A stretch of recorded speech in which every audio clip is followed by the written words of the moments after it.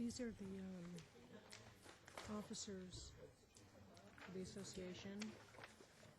If you wanted, I brought it if you wanted to look at it.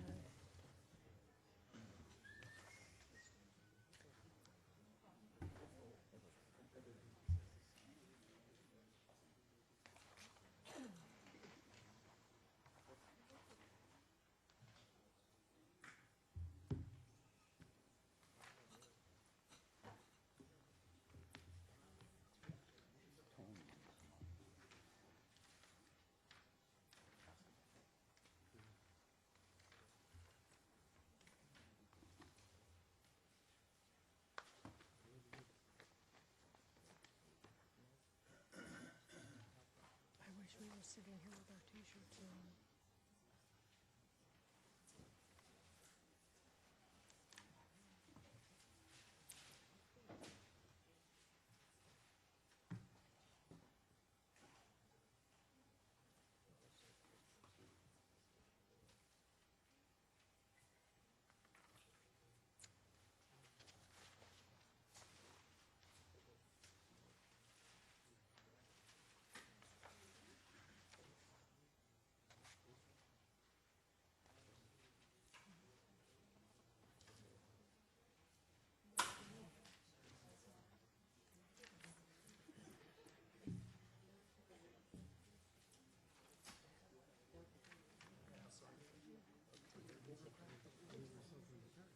Do you know the two president nominees? I know who they are. I know who Clark is just because he's been. The name sounds familiar, but I can't put a face to him. And I know who Michael Mazzanti is because I know who the area B director is.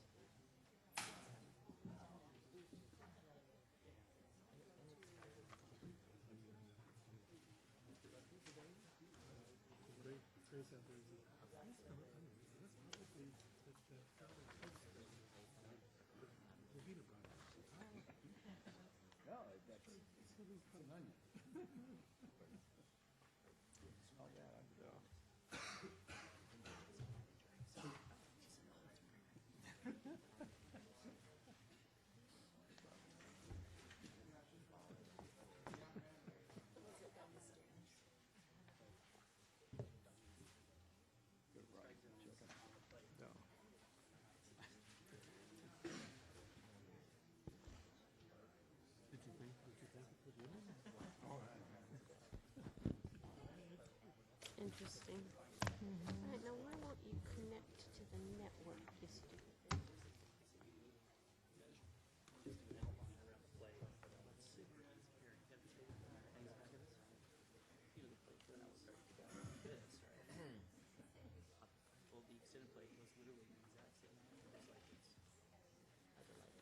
That's all it is.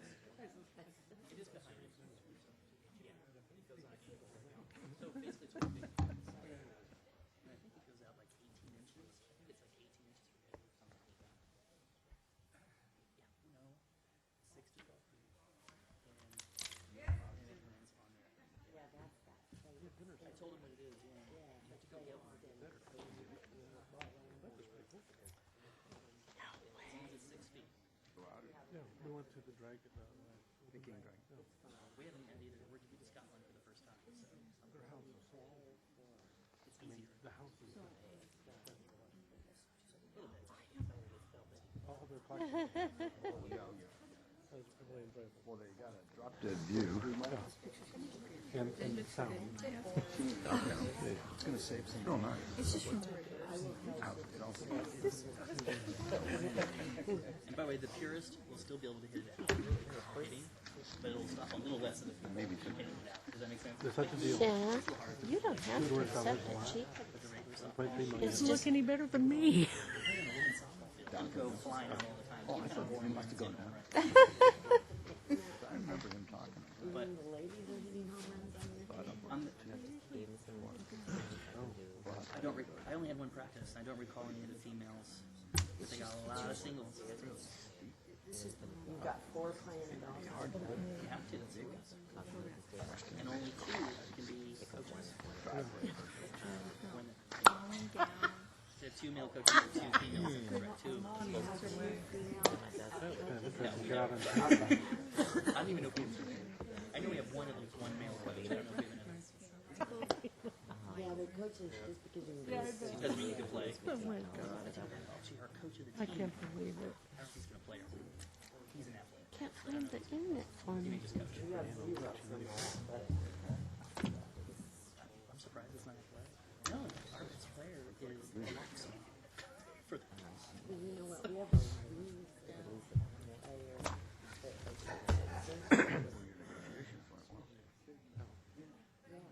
good player that I'm surprised somebody put the recommendations in. I take them all very carefully. But you're right, you think it'd be that one. This ball will help. Okay. Sergio may not like the ball. It's the only Cavalier I remember. You know what? It's exactly the same. You wouldn't even see it. It's exactly the same.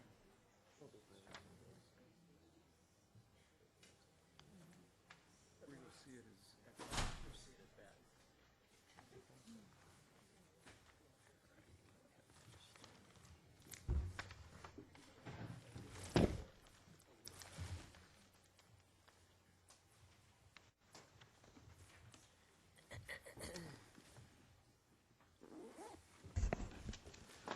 Good evening and welcome to the April meeting of the Board of Trustees. As usual, we will start with a report from our clerk as to actions taken in closed session. Thank you, Mr. President.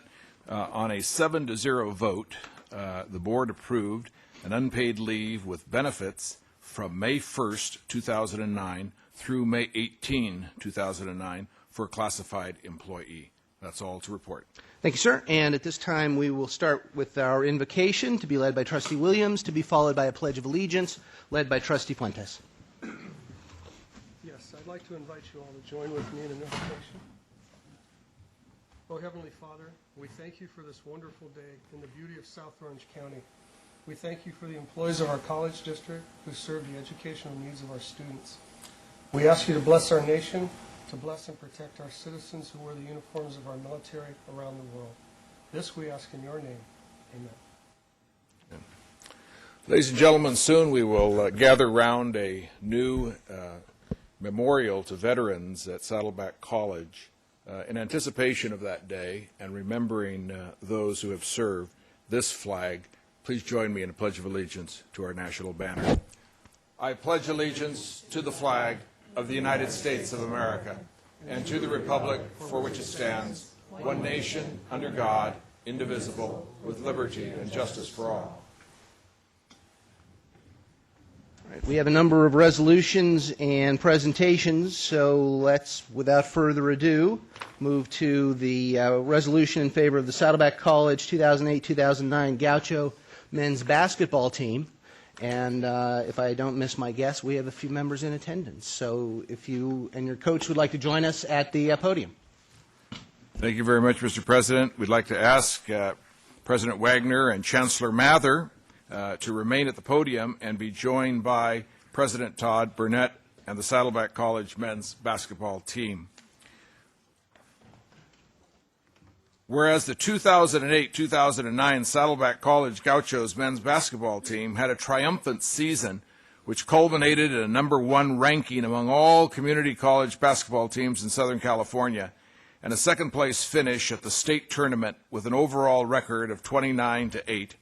And whereas the team posted a 10-2 record during Orange Empire Conference play to win the conference title for the 7th time in the past 11 years and qualify for the postseason playoffs for the 10th time in the past 11 years, reaching the Elite State Tournament for the 6th time in the past 9 years.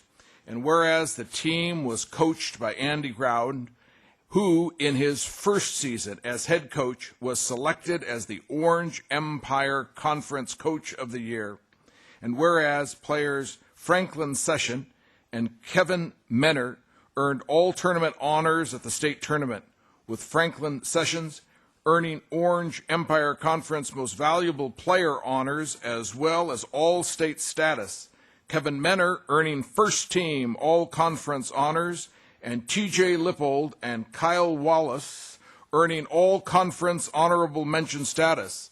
Therefore, be it resolved that the Board of Trustees of the South Orange County Community College District and Chancellor do hereby commend and congratulate the 2008-2009 Saddleback College basketball team members Kevin Menner, Terrell Mack, Malik Wilson, Kyle Wallace, Aaron Woods, Franklin Session, TJ Lippold, Marquis Green, Elijah York, Saranis Jackson, and Bill Azizi, head coach Andy Ground, and assistant coaches Darren Lax, Nick Booker, and Daryl Brown for their outstanding athletic season and excellent representation of Saddleback College.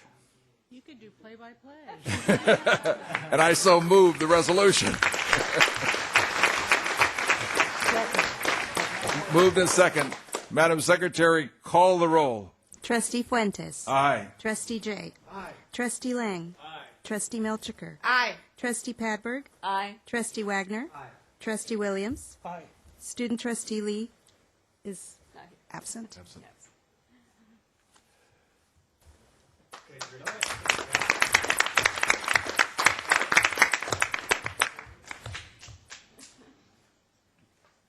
Just a quick thank you to the board for having us come down. I sure do appreciate it. Again, thank you to the coaches and obviously the athletic administration. They do a lot behind the scenes, but more importantly, thanks to the wonderful guys that decided to come and play here at Saddleback College. And again, thank you very much.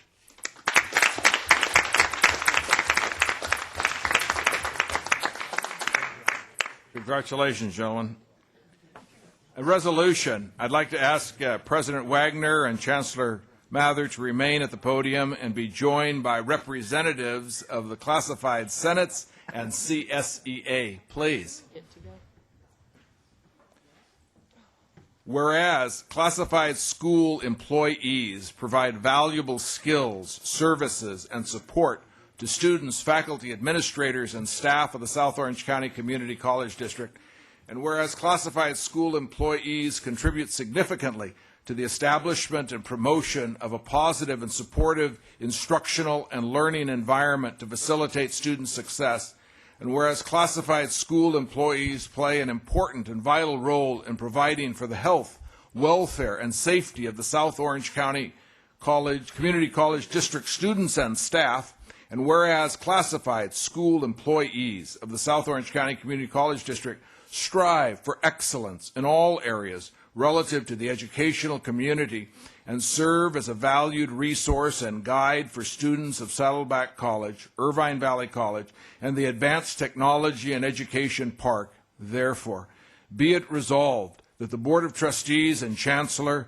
of the South Orange County Community College District do hereby recognize, honor, and appreciate the many contributions of the classified employees to quality education in California and in the district, and declare the week of May 18 to May 22nd, 2009 as the Classified School Employees Week. And I so move. Madam Secretary, call the roll. Trustee Fuentes. Aye. Trustee Jay. Aye. Trustee Lang. Aye. Trustee Melchiker. Aye. Trustee Padberg. Aye. Trustee Wagner. Aye. Trustee Williams. Aye. Student Trustee Lee absent. Congratulations.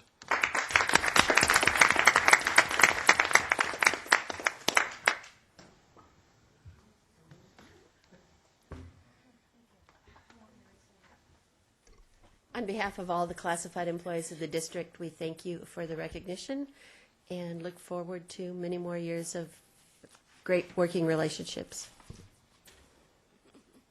Thank you very much. Now, we'd like to invite to the podium to join the President and the Chancellor, Saddleback College President Todd Burnett and Mr. David Curry. A resolution.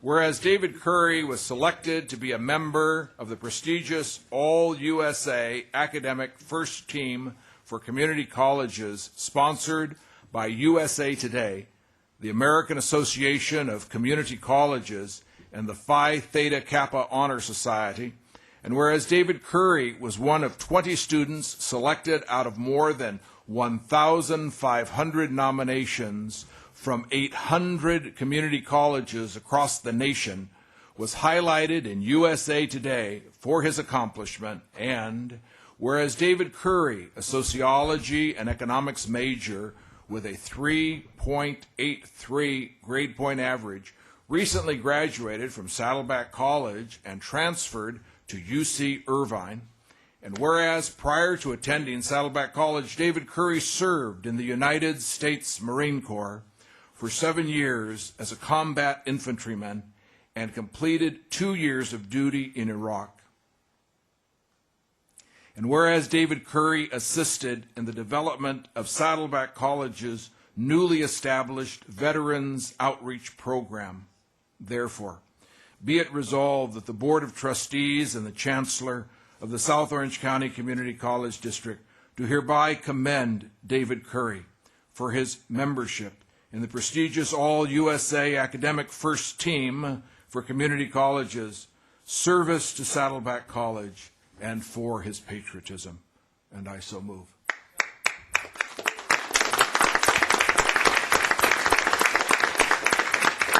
Secretary, call the roll. Trustee Fuentes. Aye. Trustee Jay. Aye. Trustee Lang. Aye. Trustee Milchiker. Aye. Trustee Padberg. Aye. Trustee Wagner. Aye.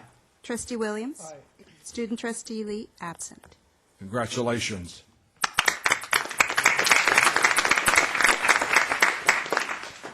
Thank you very much for the recognition. I just have a few words. I want to say that most of my accomplishments is just as reflective of the many people that I had the pleasure of working with, as well as being under the tutelage of while I was here at Saddleback College. And that ranges from everyone from President Todd Burnett to Lise Telson to Leslie Humphrey to Harry Palmer, and much of the great staff that we have here at Saddleback College, as well as within the South Orange County Community College District. So this award and this recognition is just as much as part of them as it is a part of me. Thank you.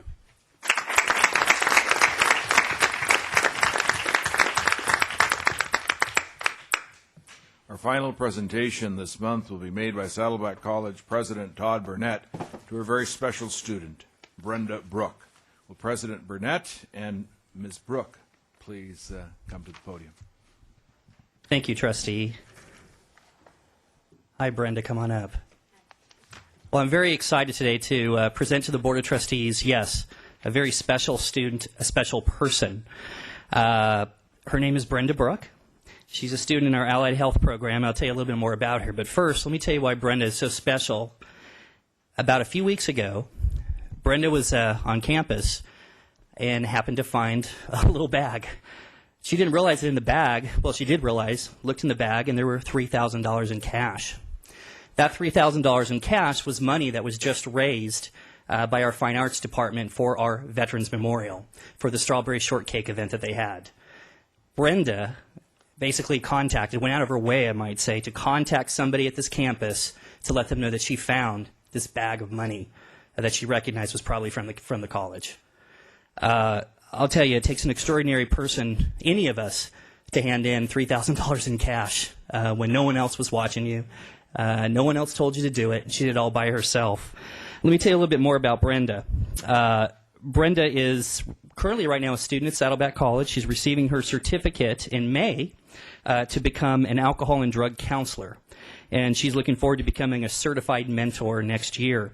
She's accomplished all of this with being a single parent with 4 lovely children. They're in the back there, and I'm hopefully we're going to get to meet them in a little bit.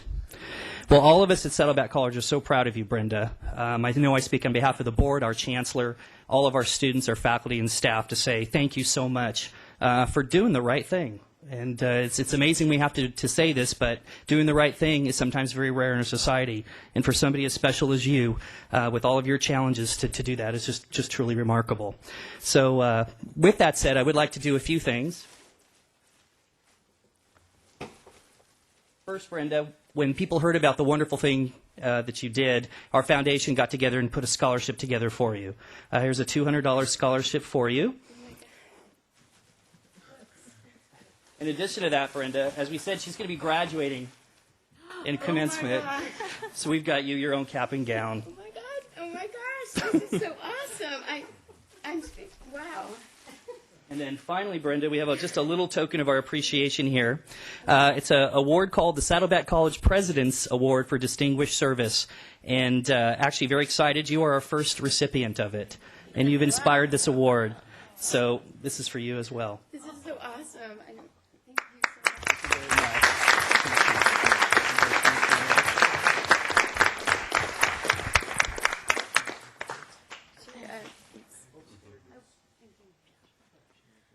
so much. Thank you so much. I was looking for one of these. I didn't know how to get one. That too. I expect out of integrity out of everybody. And this was one opportunity. The reason why it's important for me to bring my kids is every time you guys do right by yourself, this is how I feel about you. So every time you do right, you remember that you're doing right by yourself in the community. And I want to thank everybody for this special gift.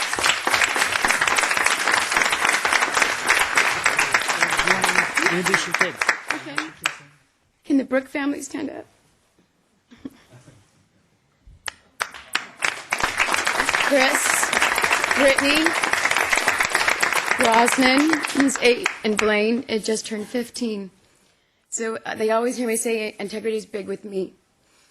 And so every time you do right, this is what I feel about you guys. Thank you so much, everybody.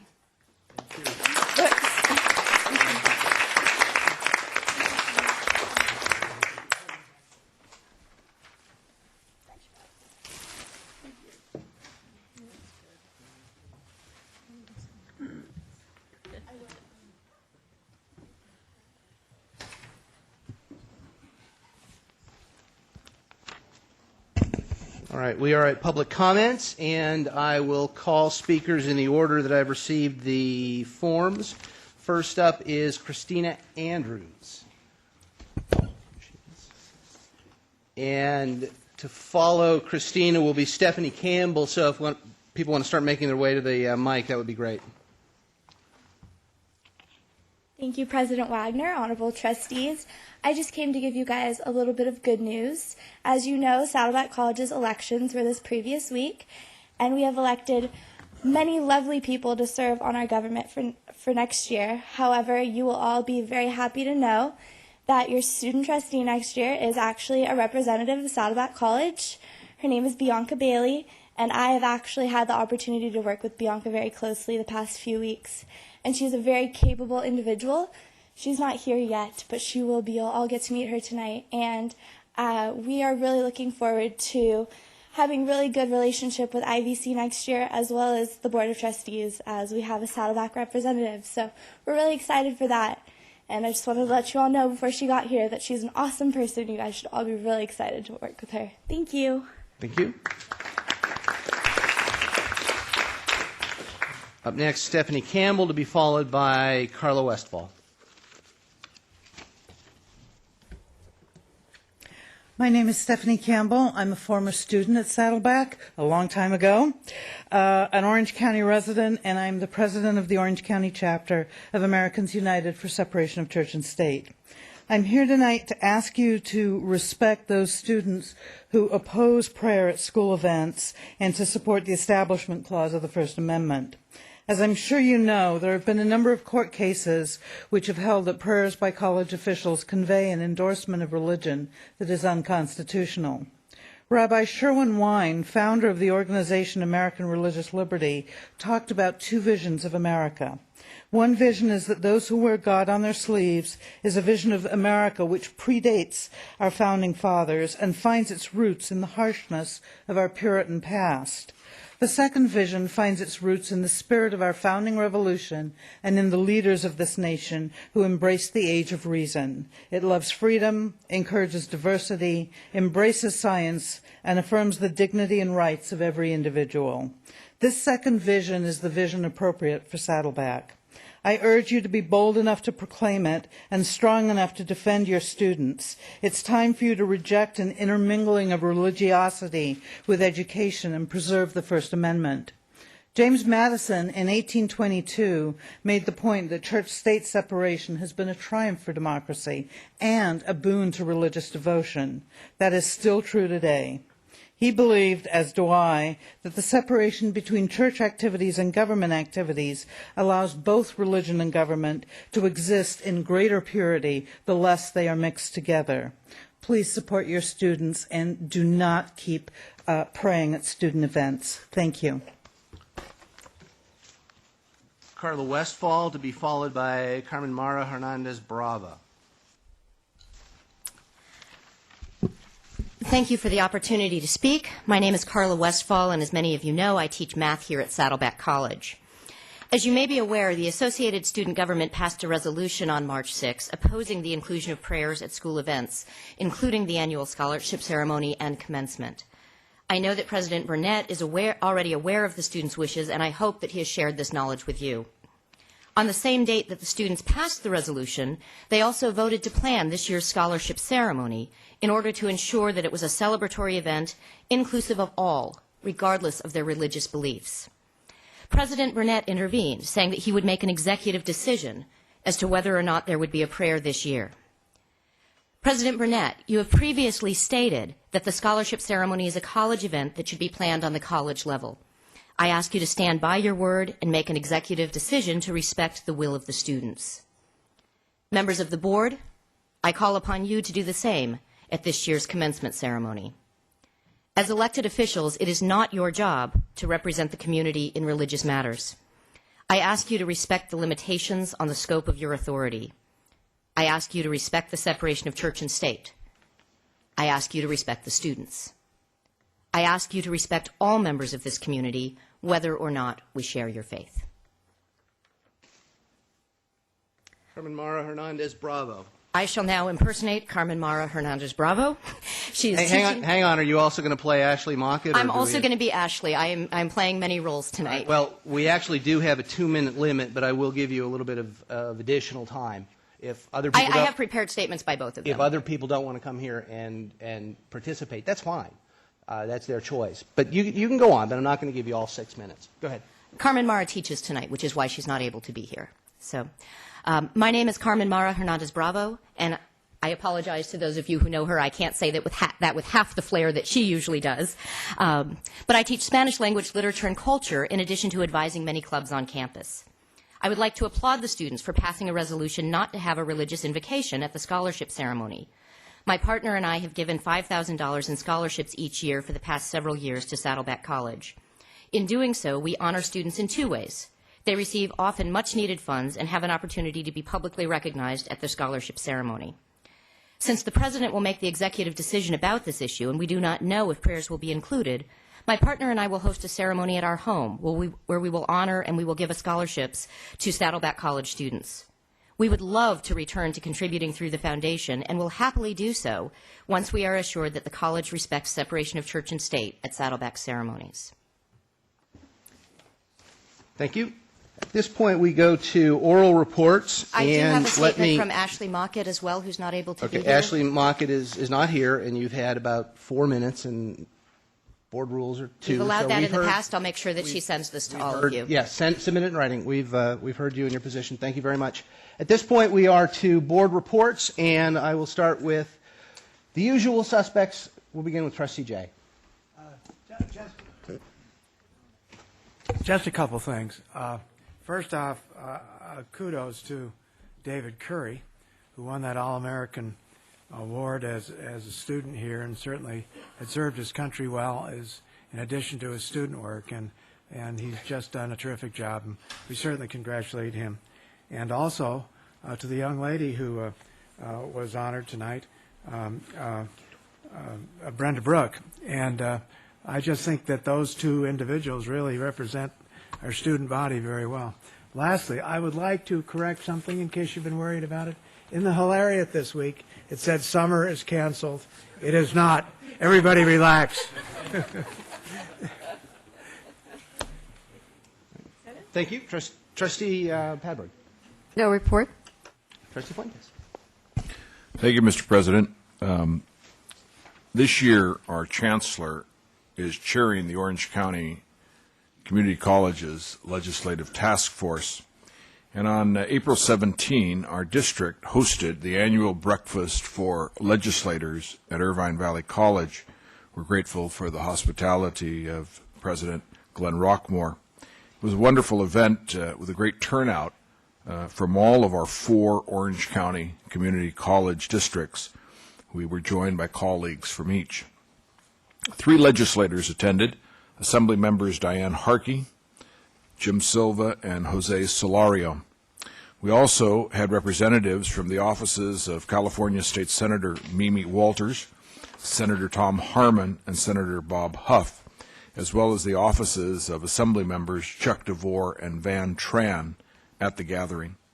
The focus of the event this year was on students, and the highlight was a panel discussion between the legislators and the students. There were some very spirited back and forth exchanges. The first question was asked by Christopher Hasella, a member of the award-winning debate team of Irvine Valley College, who did an outstanding job. He was joined by students from the other 3 districts. We also had in attendance trustees from our 4 districts, chancellors, college presidents, student leaders, and the Lariat representing student media. It was a fine showcase of the excellence of our students and the outstanding job that community colleges do in educating over 270,000 Orange County residents. I want to thank Chancellor Mather and Tracy Daly and especially the team at Irvine Valley College for all the work they did to create such a fine event and a showcase for our district with our colleague districts. Thank you, sir. Thank you. Trustee Williams. Well, I'll be very brief. I did attend the Orange County Legislative Task Force breakfast. It was wonderful in the new building at Irvine Valley. Glenn, what is the name of the building exactly again? It's the Business Sciences and Technology Innovation Center. There you go. Great building, wonderful program. Just so the students know, one of the big topics was the cost of textbooks, and I'll be addressing that in board reports. And then I did attend As You Like It, the William Shakespeare play last Saturday evening here in McKinney Theater. I believe last Wednesday was William Shakespeare's 450th birthday. So anyway, short report, I'll keep it that way, and keep up the good work. Thank you. Thank you. And just briefly, hats off to Chancellor Mather and Tracy Daly and the entire team at IVC for their hospitality for the Legislative Task Force breakfast, a good and spirited event, as has been said. And in addition, I look forward to the coming month. It's typically the busiest month of the year for us with the invocations, the graduations and the ceremonies, the scholarships, et cetera, where typically there are invocations. But anyway, look forward to all of those events, and congratulations to everybody who's about to graduate. Trustee Milcher. Okay, thank you. I just have 3 things to report on. I attended the 21st Annual Irvine Valley College Foundation Award Ceremony, and they raised over $43,000 for Irvine Valley College scholarships. They honored 4 individuals, Howard Klein, who is a big contributor to Irvine Valley College Foundation and a friend of mine, Fontaine Riverity, who's also a friend of mine, and one of the counselors at Irvine Valley College, who actually founded the awards. She was the one that connected Irvine Valley College to another organization I'm in, the Charter 100, that has contributed over $300,000 in scholarships to Irvine Valley College women in the CARE program. And I'm very proud to be a member of that organization, and it was just a wonderful event, a superb event. I also attended a funny thing happened on the way to the forum at Irvine Valley College at the Performing Arts Center, and my husband and I attended all these events, and we both attended a funny thing happened at Irvine Valley College, and it's such a great production that we had attended it the month before at Saddleback College, but it was still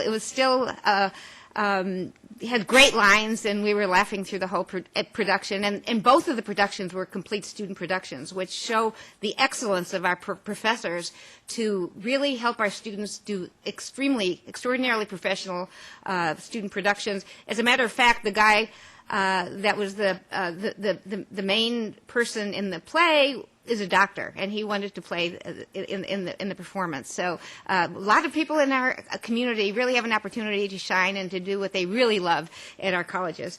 I also wanted to mention that we're having the Veterans Memorial dedication on May the 6th at Saddleback College at 5 to 6:30 p.m. And, is that correct? Wrong? Okay. Okay. And it can be corrected by the Saddleback College president if that's wrong. And yes? Correct it now. Yes, correct it now, right now, if I'm wrong. It's not a dedication, just so people know it's not. I'm sorry, it's not a the dedication. fundraising, a preview. It's a preview, and anyone that has already purchased bricks or pavers in honor of veterans or people that they love that are veterans still have an opportunity to purchase a brick or a paver. The bricks are $100, and it gives you one line.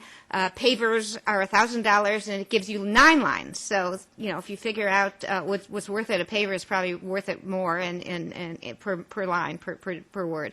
So there's still time to donate to this in honor of our great veterans. Thank you. Trustee Lang. Thank you, President Wagner. I wanted to extend my personal greetings and congratulations to Bianca Bailey, who I see has now joined us from Saddleback College as the newly elected student trustee, and to thank my colleague here, Hannah Lee, for her dedicated and effective service this past year. We've been blessed, I think, with excellent student representatives on this board, and I'm sure that Ms. Bailey will follow in that tradition. Now that I have emerged from my tax season cocoon, I'm starting to become more involved in some outside activities. I also attended the Legislative Task Force breakfast at IVC that Trustee Fuentes talked about earlier.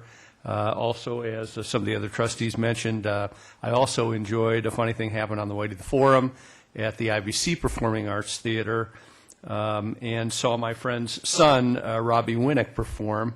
The production was excellent, and Ron Ellison should be commended for giving students like Robbie a chance to live their dreams. Tomorrow I join a delegation with some of the others to visit a campus up north, Ohlone College, in which we will get to take a look at a fairly new campus and some of the new programs that they've embarked on, which perhaps may inform our vision of what we see for ATEP. And finally, it really was wonderful to have the student before us tonight that found the bag of money and turned it in. Really does restore your faith in humans to see that kind of behavior. So it was just wonderful. Thank you. And for her last report, student trustee Hannah Lee. I also attended the Legislative Task Force breakfast, and I just wanted to let you guys know that ASG of Saddleback is having their banquet on May 7th, and I'd like to congratulate Bianca Bailey. Can you stand up? That's Bianca Bailey. She's the new elected student trustee. And we also have in the room Whaley, who's going to be the vice president of ASG next year. Can you stand up too? And I know we have some members of the ASG here, and I think they did wonderful stuff this year. And I had really fun working on this, working with everyone here. And that's the end of my report. Right. Thank you. Well, before we move to the Chancellor, we do have the sad task of saying goodbye to you and want to do it in proper fashion. So there is a resolution and there is a plaque that we would like to present to you. And I'll turn the resolution over to to Trustee Fuentes to read, but sincerely, on behalf of all of my colleagues, thank you for your service. Bianca, welcome. We'll deal with you next month. Right now, let us say goodbye here to Hannah, all right? So, Hannah, it's time for us to say kamsamida.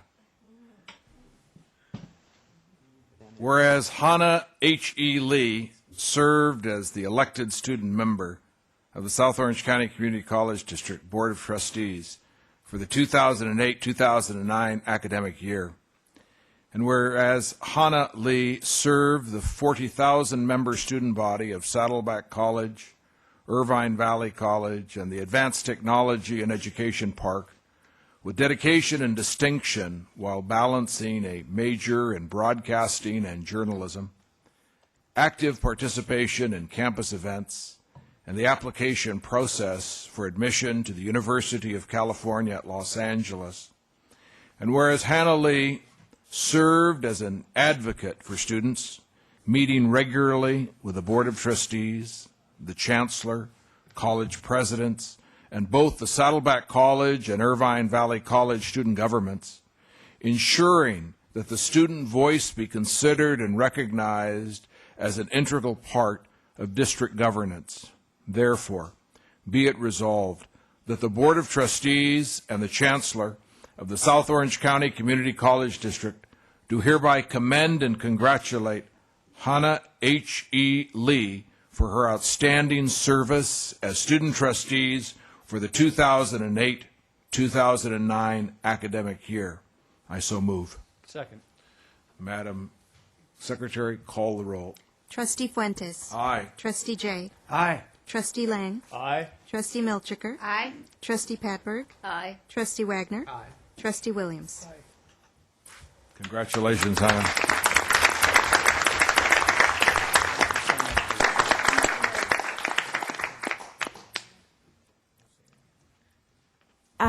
I guess I didn't prepare a speech or anything. Thank you guys so much. I learned so much, and I'm sure Bianca will do a great job here. And really, thank you guys. Thank you. That's all I can say.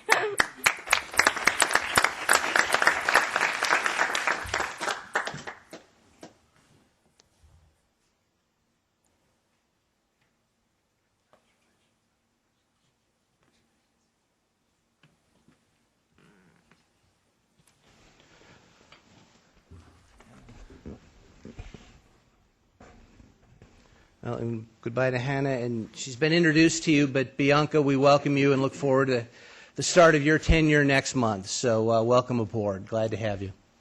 All right. At this point, we are to the Chancellor's report, and let me see, Chancellor Mather. Thank you, President Wagner. I'd like to share with you a little bit of budget news and put it in perspective. As we know, national and state budget picture continues to look dim. Basic aid status for our district continues to be under threat from Sacramento.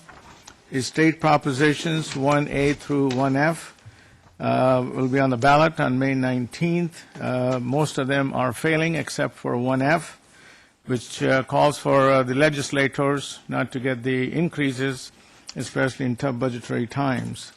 If these propositions fail, the implications for the state will be a loss of about $6 billion, plus Department of Defense is projecting a loss of $7 billion, or a deficit of $7 billion. So the total deficit may well be in excess of $13 billion for the next year.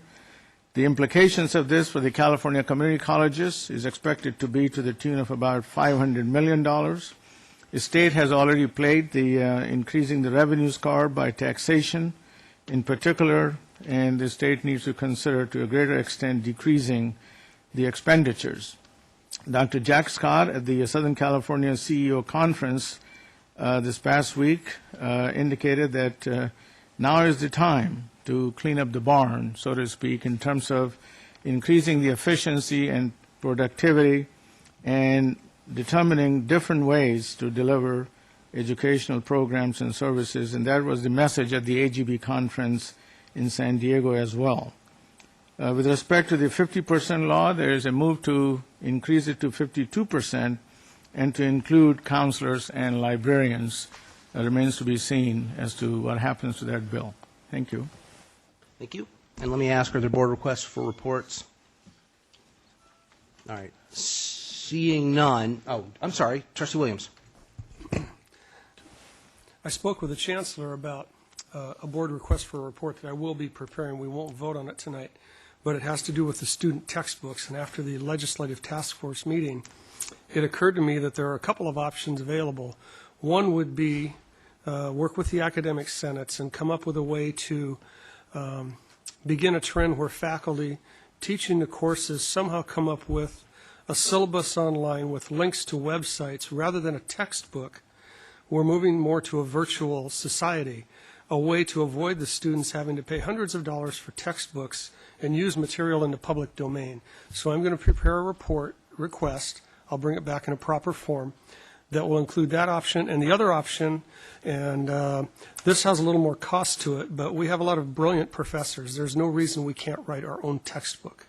And I suggested 4 or 5 faculty members, a couple of from each college. Say the discipline was history, maybe 4 history professors, maybe an English professor who's a writer. We could write our own textbook, copyright it, and have it available with a password on a website. Might take a semester or 2 to do it, but we could write the textbook. We would own it. The contract we're going to approve tonight has intellectual property rights, I believe, covered in it. Something that we could think about. Write a few of our own textbooks, have them exist virtually. If other colleges like the idea, we would make them available at no cost to our students, but other colleges could purchase access to them to help recover the cost of them. But we've got to look at a way to move away from the physical bound textbooks that easily cost, a lot of them, over $100 a piece. And I've still got a daughter at Cal State Fullerton working on student teaching, and the textbooks are just outrageous. It's killing the kids. Our enrollments are up. I know the textbook industry won't like this, but I think it's something we have an obligation to do, and I'll bring that report back next month in the proper form. All right. Thank you. Thank you, sir. At this point, we are going to move to our discussion items, but there is a bit of business that I should have taken care of earlier and apologize for not getting to. The district community has again lost 2 valuable members. Professors Jeff English and Rosalind Wilcox have both passed away since last we met. I want to note that for the record, express our condolences to their families and thank them and their families for their enormous years of service to the district, and ask my colleagues that we adjourn tonight's meeting in memory of Jeff English and Rosalind Wilcox. So we will take care of that. All right, at this point we are at item 4.1, which is the Saddleback College and the IVC, an Advanced Education Technology Park report on early college programs and the K-12 outreach. It is one of our typical discussion items, and so we will call to the podium Leslie Humphrey and Randy Peebles and Glenn Rockmore, and Todd Burnett's just going to sit there and let them carry the load. All right.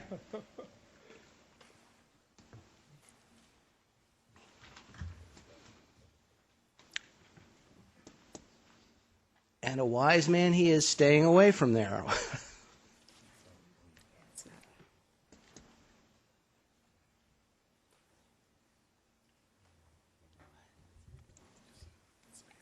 Very good, thank you. Ms. Humphrey. Good evening, Chancellor Mather and members of the Board of Trustees. It gives me great pleasure to be able to highlight a few of Saddleback College's outreach efforts with our K-12 partners.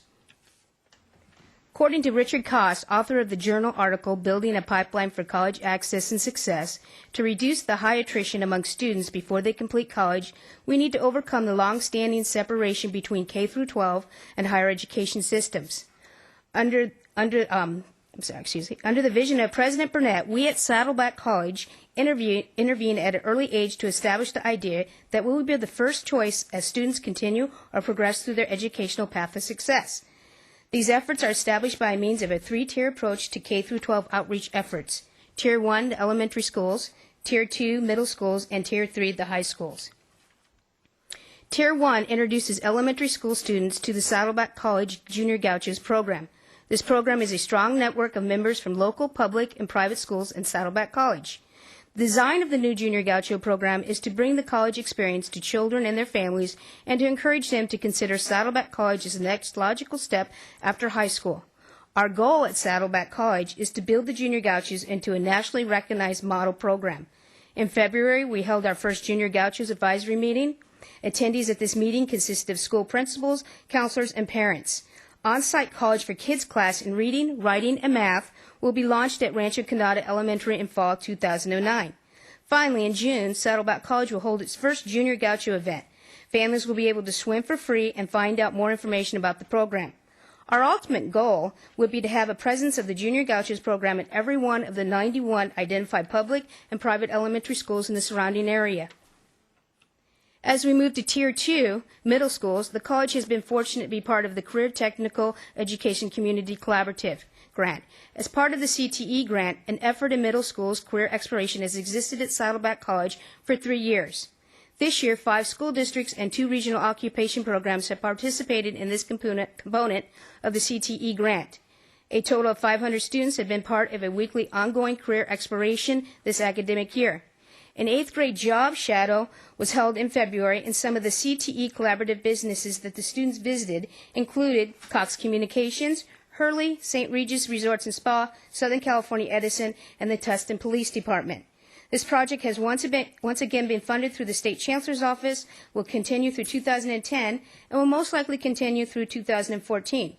Future plans for the CTE efforts include to not only include the CTE efforts, but also to expand it to all Saddleback College programs.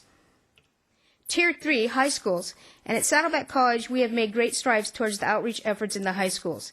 This goal is accomplished through various activities such as high school visits, school presentations, participation in college fairs, campus tours, and coordinated campus events, such as Welcome Fest, Family Night, and Senior Day.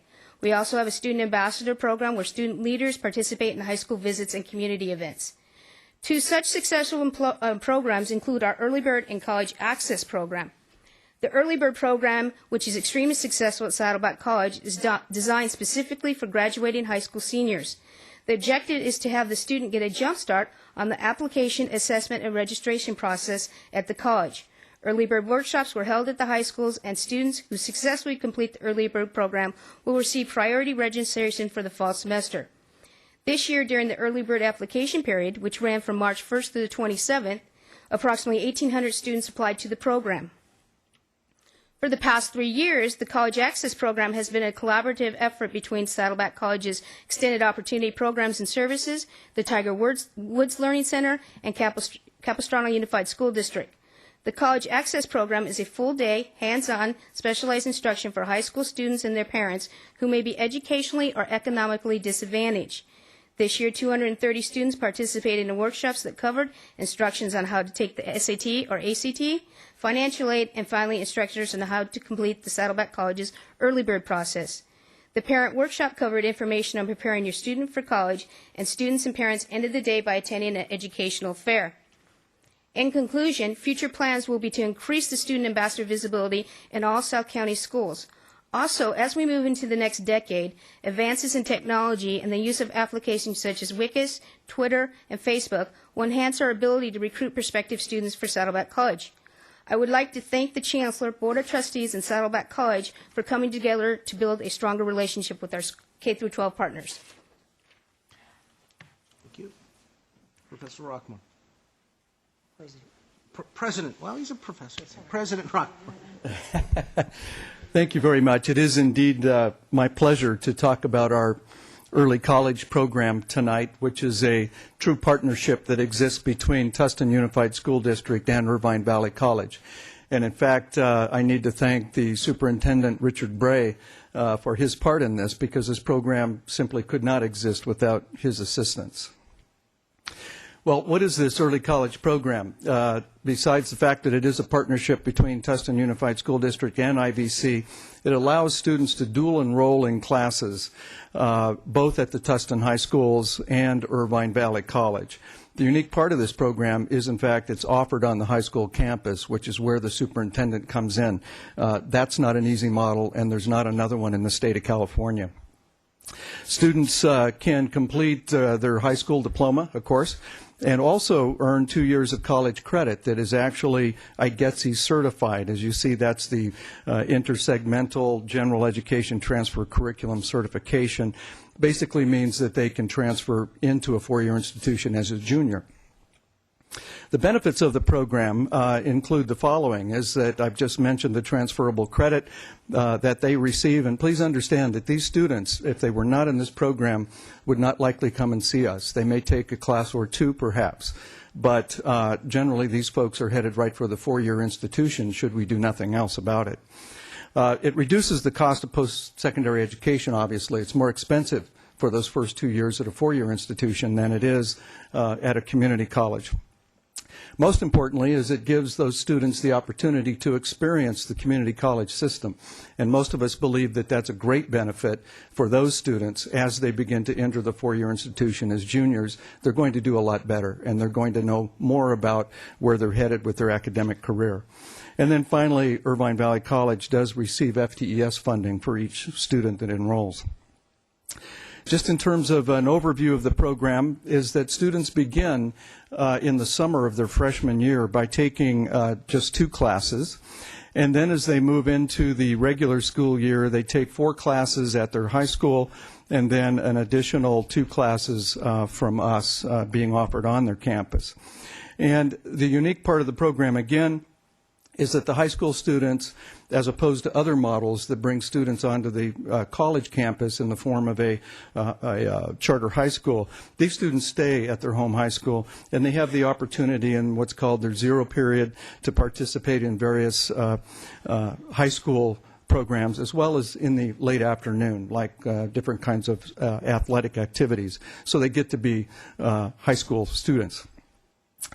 The enrollment process is fairly simple, although on their end it's fairly complicated.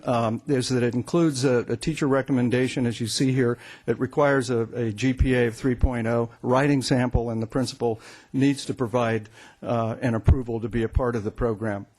And the students must enroll at the beginning of their freshman year. The participation so far is included here with 2 high schools on this page, and you can see that we started with Beckman, and the average cohort's running between 30 and 34 students, and you can see when they're about to graduate. Tustin High School came in a little bit later, so they're in their first cohort, and the second one will begin this summer. We are very happy to say that we just signed a memorandum of understanding with El Toro High School, and that cohort will begin this coming summer. Now, we take a look at a summary here of the participation. We're offering 8 different sections at these high schools that total 24 total sections across those high schools. Well, how well are they doing? The one term here that needs a definition is success, and that means a student passing with a C or better in this case. And so you can look at Beckman in the high 90s. Our retention, that one's a little bit more obvious. They're staying through the program, staying in that class. And then at Tustin, it's a little bit lower on success, and retention is also quite high. These students are, in general, earning 3.0 or higher. And you see the total head count so far of students that have been in these courses. That sums up my portion of the presentation. Thank you very much. Thank you. Dr. Peebles. Trustees, Dr. Mathers, pleased to be presenting tonight. ATEP, too, is involved in outreach to our K-12s, blending and supporting and coordinating with IVC with their early college program, with Saddleback College with their K-12 outreach program. ATEP has continued to be involved in the counselor breakfast, senior days, career exploration, and job days. And we even participated this year in a very successful half a day with a busload of 8th graders that came on campus, and we had our faculty, and we demonstrated some technology, made some models, did some demonstrations, and I think we got the attention of those 8th graders. We hope to see them on one of our 3 campuses in the future. Outreach and future plans certainly will include demonstrations, as I just mentioned. Technology nights, I think, would be an additional good use of our campus in the evening when students and parents are more available. Hosting a K-12 counselors at ATEP so they can see what's going on there. Again, looking at model making, design, lasers, photonics, optics, a lot of this really interesting high-tech training programs that our community doesn't know about. We hope to continue to work with our community doing tours and also open houses. Again, it's a pleasure to work with Saddleback College and Irvine Valley College and ATEP supporting the district. Thank you for the presentation tonight. Thank you. And let me inquire of my colleagues whether there are questions or comments. Trustee Milchiker. Thank you. That was a really excellent presentation. So I appreciate all of you for making it. And Leslie Humphrey, you've really grown incredibly since I've known you for many years, and you really are truly professional. So really appreciate that. I just want to ask several questions. One question was, how are we connected to the? This is of Leslie Humphrey. How are we connected to the Tiger Woods Learning Center? Excuse me. It's a collaboration between our EOPS. I'm sorry, I just swallowed something when I was standing there. Extended opportunities, programs, and services. One of the individuals within EOPS, Maria Pentiagua, has some connections through Tiger Woods, and that's how they work with them. Okay, that's really interesting. I know that one of my friends that teaches at Serrano Elementary School brings her students every year to the EOPS program at Saddleback College, and she works with Maria also, and they really have a really an opportunity, really learn the opportunity that they have to attend college. So it's really a fabulous program. So thank you. I also want to ask Glenn. I know that my three sons were at Laguna Hills High School, and they all participated in the International Baccalaureate program. And I see in the newspaper that the Saddleback Valley Unified School District is having such financial problems that they're suspending the IB program.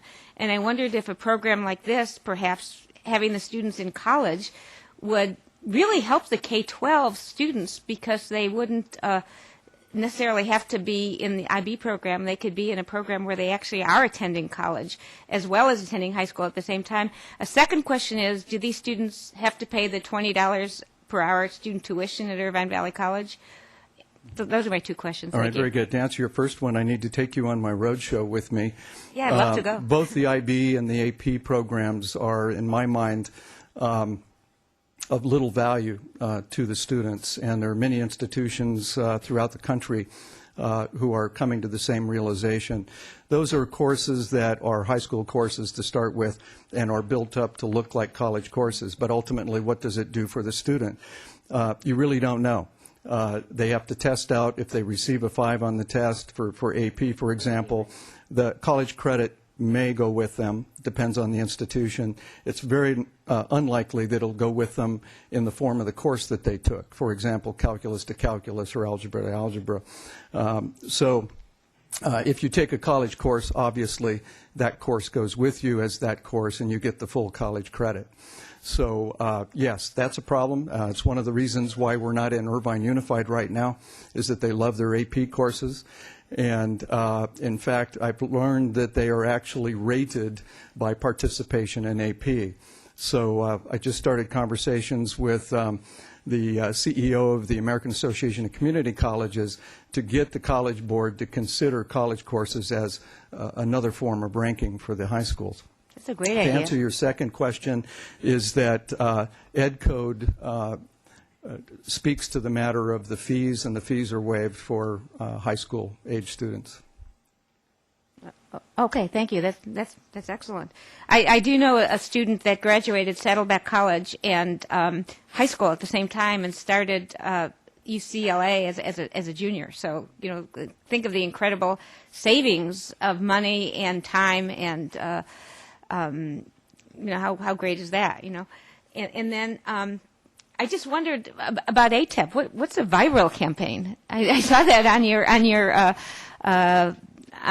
It was listed, but you didn't mention it. I'm sorry, I didn't mention it. The viral campaign is actually in that first slide. It was some very high-tech, colorful applications of ATEP's logos and such that were used for bookmarks and for promotional. And apparently that's the marketing term for a viral campaign. Viral. Okay, that's unusual. I always think of that as being something awful. So, okay, thank you so much. It's the swine flu of marketing. Trustee Fuentes. Thank you, Mr. President. And again, compliments to all the presenters. Those were very informative and very succinct presentations. I appreciated them. In the first portion, I believe you mentioned that the program includes private schools, which I take it to be private and parochial schools. Is that correct? Yes, that's correct. Very good. And how about homeschoolers? There's such a large number of homeschooled students these days, and from what I've seen, they're excellent. Yes, they are. My nieces are homeschooled, so I do agree with that.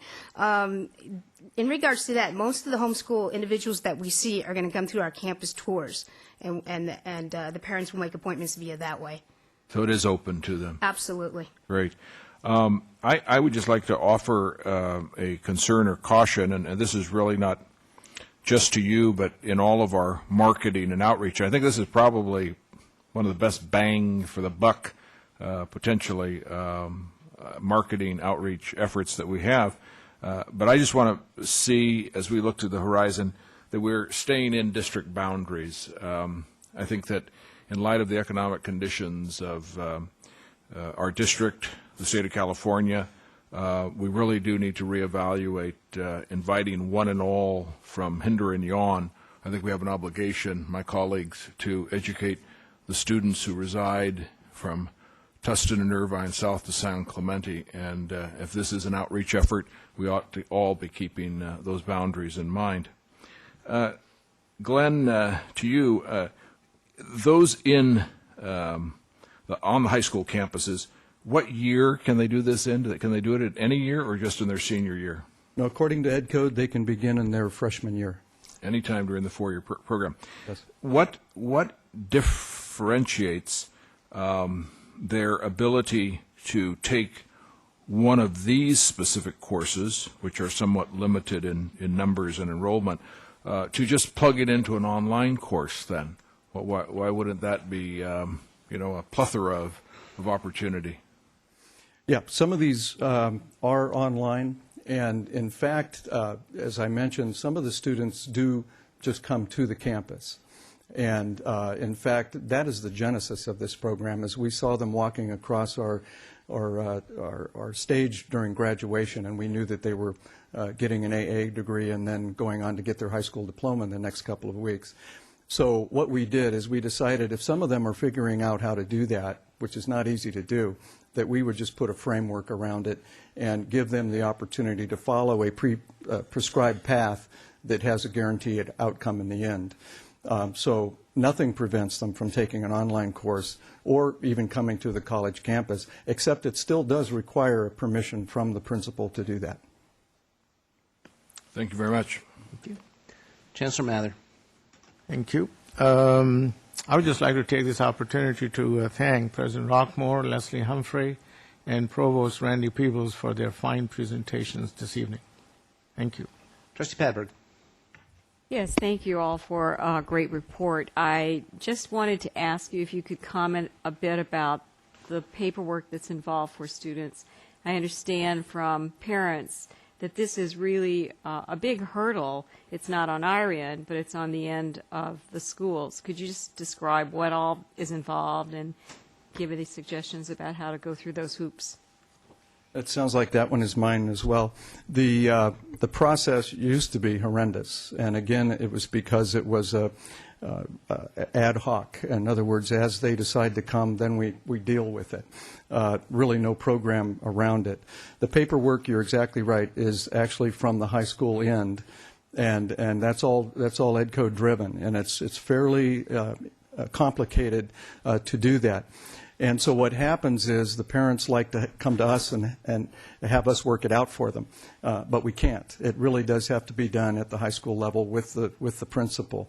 So this program, though, has established, and again, this partnership I'm talking about, is that the Tustin Unified School District has identified counselors that are focused now on helping those students with that paperwork. So the problem is far less than it used to be a few years ago. All right, thank you. Seeing nothing further, thank all three of you for that fine presentation. See what you missed out on, President Burnett? No kudos for you. We are at item We are at item 4.2, which is another report and discussion item. It is concerning the effect of enrollment growth on basic aid funds. And I see this as an item submitted by Deputy Chancellor Portner, so go for it. Go ahead. Okay, thank you. We received requests from some board members to be able to discuss this topic. We're also getting requests from the colleges for guidance about how much growth can they work towards achieving next year, because their opportunity for growth is very, very large, because due to the economy that we're in, students who are out of work, or people that are out of work, are now coming back to school. There's a big demand for classes. And so the demand far exceeds what a traditional growth cap would be from the state of California. For instance, for next year, the state has an average cap of 3%, I think, but it's individualized by district because of the demographics. Ours is something in the neighborhood of 2.5%. We could easily achieve growth of 15%. I think we're close to that now, and there's no reason to think that we couldn't do that again for next year. So there's a tension that now exists between serving students in terms of offering more courses and serving the students in community in terms of providing new buildings, renovations from buildings, improved parking lots, new technology, new instructional equipment, all of the other one-time needs that we have that we fund out of basic aid. And the reason that there's tension here is that we don't receive any money from the state for increasing our enrollment. The money we receive is the money we get from local property taxes and student enrollment fees, which are minor. So if we spend money adding more courses, that's money that we don't have to provide the facility needs and the technology needs. So we're faced with that kind of a decision, and the colleges are grappling with that right now, trying to figure out how many students do they plan for next year. The board has decided a long time ago, 10 years at least, that it would not use basic aid money for operations. And that was because of some difficulties that we had from acting otherwise. And so we have built a budget model where the colleges receive resources based upon what the state funding formula presents. So until now, because of the economy, it really wasn't much of an issue, because we would grow up to state growth cap, or maybe not even make state growth cap. But we didn't have a situation that we have right now where we can grow far beyond the state growth cap. So we have a decision to make. How do we grow, and do we decide to put our resources in that direction, or do we save money to put it in the direction that we have for basic aid in terms of those facility needs? In addition, the board decided it would not ask the public for a general obligation bond for facility needs. And that was, I think, due to some board principle regarding the local community and taxation and what should we ask our community to pay for. They were already paying a large amount of money by virtue of just being a basic aid district. We know that we're receiving more property taxes than other community colleges and K-12 districts. To demonstrate what this is, I've got a couple of pie charts that are on the third page of your agenda item. And this is just an example to give you the kind of impact that we're talking about. So the pie chart on the left is a demonstration of what would happen next year if we allowed growth of, say, 3%, which is just the number that's in the budget as a statewide average. And you can see there that we would receive in local property taxes and student tuition $166.7 million. And the state funding formula would give us $120.5 million. Now, keep in mind, the state doesn't give us any of that $120 million. So that's all funded out of the property taxes, out of student fees, and that leaves us with basic aid money of $46 million that we then spend on all the other priorities that we have. On the right is a pie chart that shows an example of what if we grew by 15% next year, which I think is possible. And you see there that local property tax and student tuition is up slightly. And it's only because there are more students paying enrollment fees. Property taxes remain constant. But you can see that the state funding formula produces $134.5 million. And that's the amount of money in our budget process that would be distributed to the colleges in their budgets to pay for the courses that they're offering. Okay? What that does, though, is it reduces what we call basic aid to $33 million. So it's a reduction of $13 million that we can apply to all those other needs that we have in our district. So there's a tension that's here. What do we do? What decision do we make? And both are important. Offering courses to students, that's our mission. That's what we do. Providing facilities for those students to attend classes in and making sure that they're high quality and brought up to date and modern, that's also a need that we have to provide for. So that's the issue that board members wanted to talk about, and that's our colleges want to hear the discussion and get some advice. Trustee Milchiker. I understand what you're saying. It is a dilemma because, as you know, all of the post-secondary public education in California are having enormous cutbacks, and the UCs are taking fewer students, and the CSUs are taking fewer students. So if we offer less classes, that means that fewer students will be able to enroll in the community college. So in some sense, it becomes a moral question. But then on the other side, if we're not getting funded for these additional classes, it becomes an economic decision that we have to do what's best for our district. But the one question I want to ask you is, let's say that we lose basic aid funding. Will it be important what our enrollment is at that particular moment? So is there any reason to grow? Because if we lose basic aid, we will receive more funding from the state from our growth? That's the question. Yeah. Well, there's a couple of parts to that question. One is that there is a state growth cap, and the state's not supposed to let our calculation go above that cap.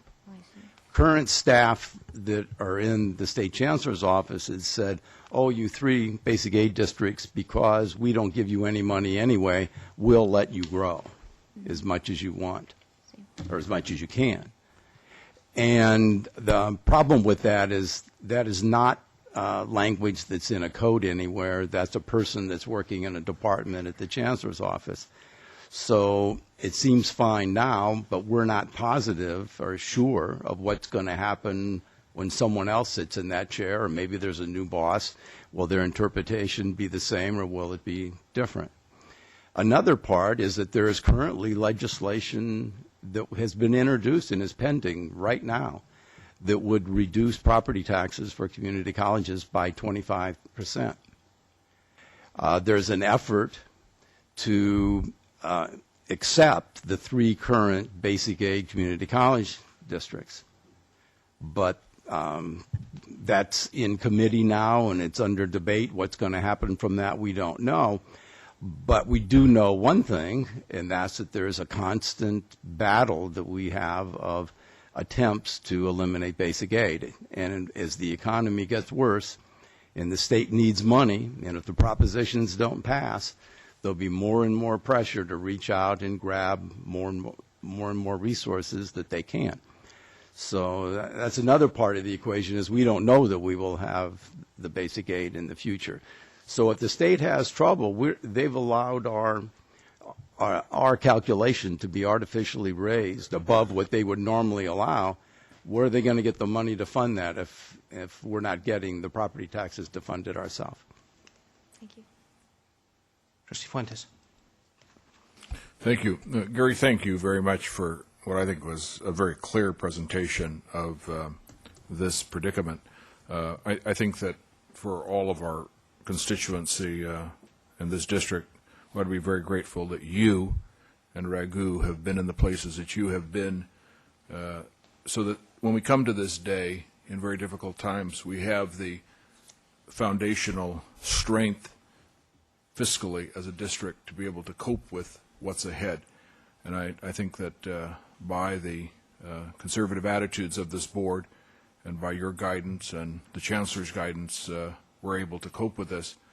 But I think that, speaking to my colleagues, it's maybe time to circle the wagons a bit, and it goes to what I spoke to earlier about staying in our district boundaries.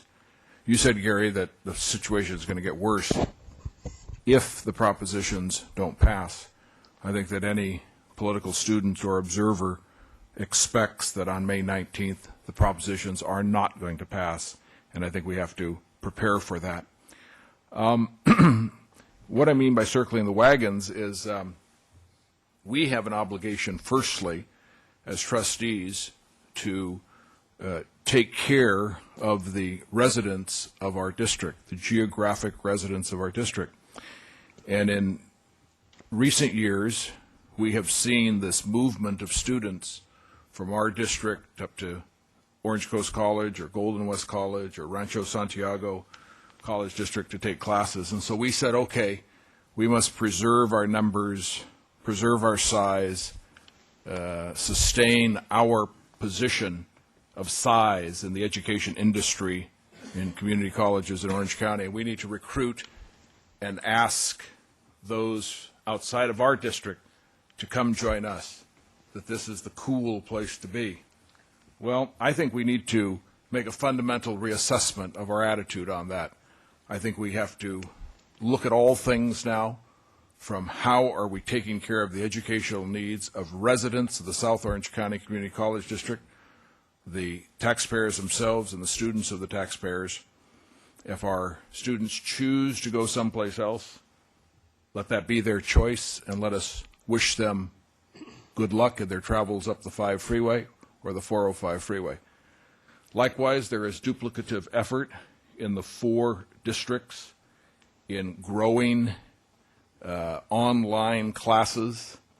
We don't have to be duplicating online classes. We need to have a summit of the 4 districts to look each other in the eye and say, Orange Coast, you do math online. Saddleback, you do geography online. We need to break this up and stop duplicating effort. There's no reason to have all these duplicative classes throughout the district. We need to attend to the needs of the Orange County, to the needs of the South Orange County Community College District residents and taxpayers first in addressing this issue. Thank you. Sir. Trustee Lang. Yes, I also wanted to make a few points regarding this topic. I was one of the ones, I think, that pushed to have this discussion among the board, because I do think that it's an extremely important topic that helps us specifically focus on balancing the needs of current students against those of future generation of students, and make certain that we're providing a quality education in both cases, but that we're balancing our resources to be able to do so. I agree with certain respects in many of the comments that Trustee Fuentes has made regarding making certain that we're doing the best job that we can of serving those students in our geographic area. I'm not certain I necessarily agree with the notion that all efforts need to be individual efforts. I think there are likely to be some overlap, and probably should be some overlap among the different colleges that are trying to provide a broad-based, balanced education for students that are transferring on to other institutions. I think another point that I wanted to make, and I think you've really already made this, Deputy Chancellor Portner, is the fact that the State Chancellor's office has allowed unrestrained growth for basic aid districts is really meaningless since it doesn't cost them anything. The relevant question is how much growth would we in fact be compensated for if we were not a basic aid district?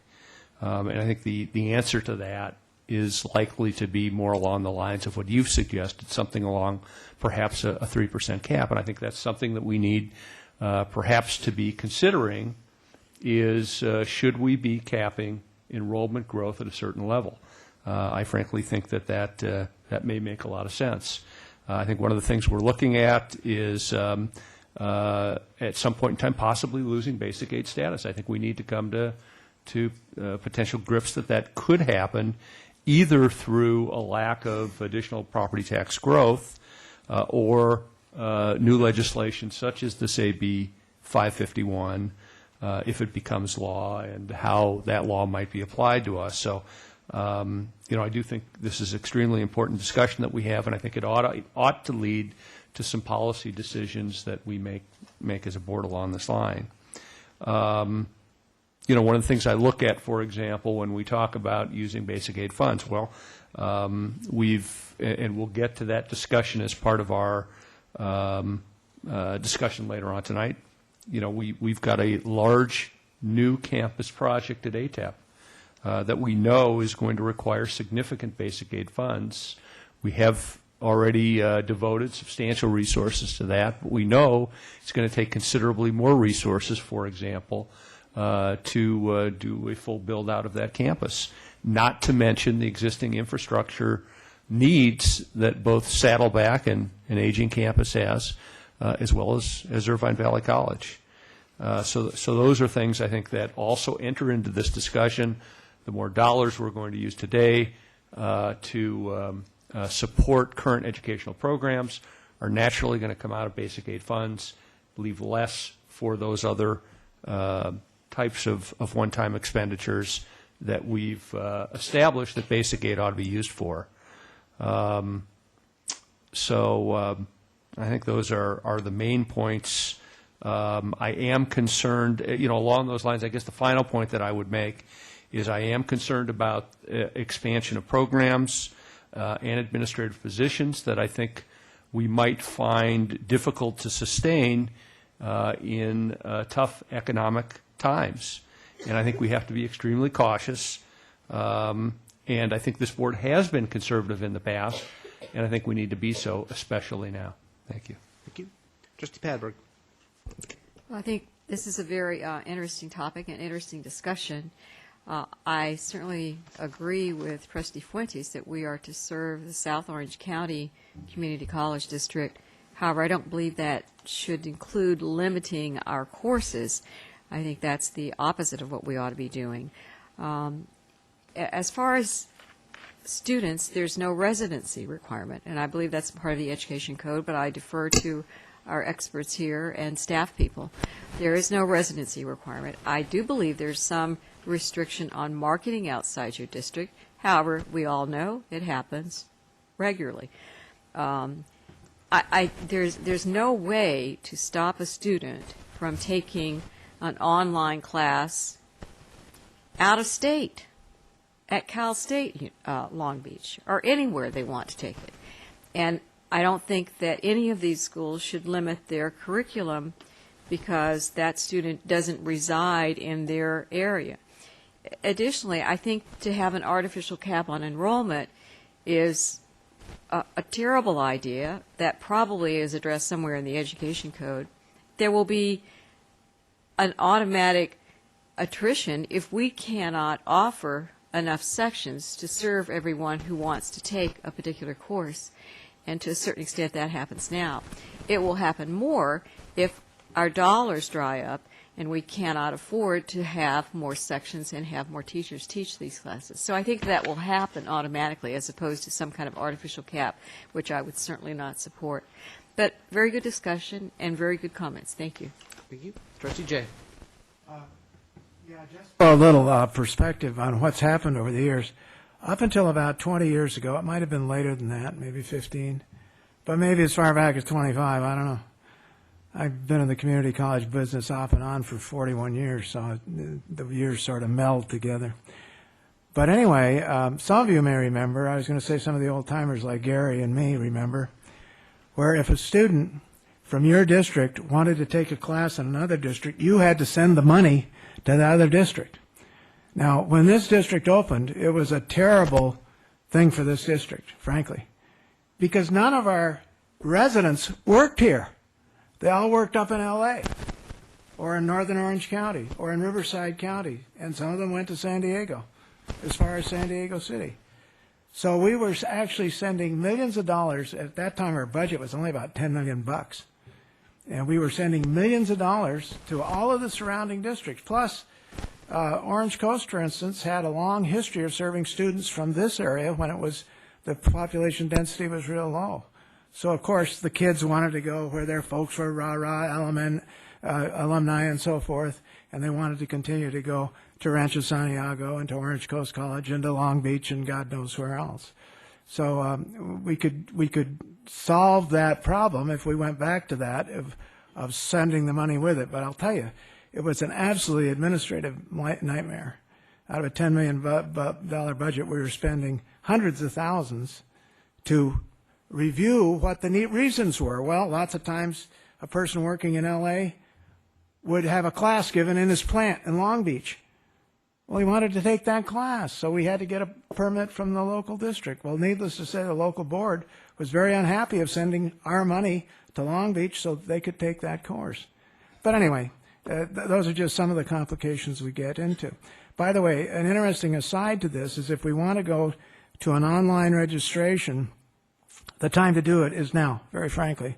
I'm not in favor of it exclusively. I think you need to preserve the mailed-out schedule, but right now it doesn't make any difference whether our enrollment grows or not because of the swap between SB 361 and basic aid. But that would be the time to do it. But basically, I don't think that the problem is going to ever go away. I think you're going to have huge numbers of people from other districts who work here, who want to take classes here because we have a large job market down here now, too.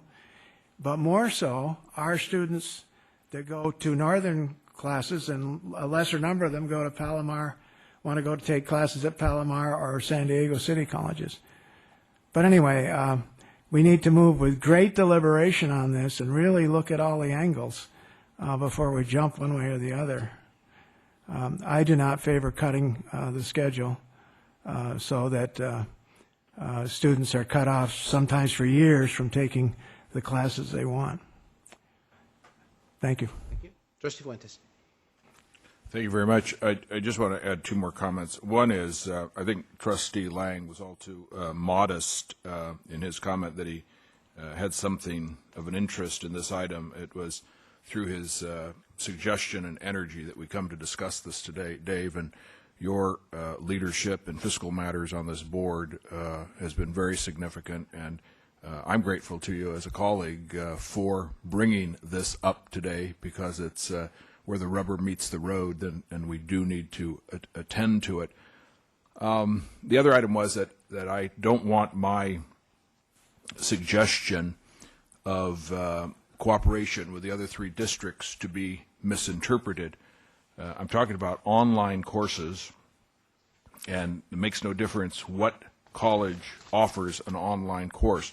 I actually, in my heart of hearts, believe that if there was a cooperative effort between the four districts of Orange County, that the end product would be a greater offering to the students of all four districts, because each district would not have to be offering online classes in all subjects.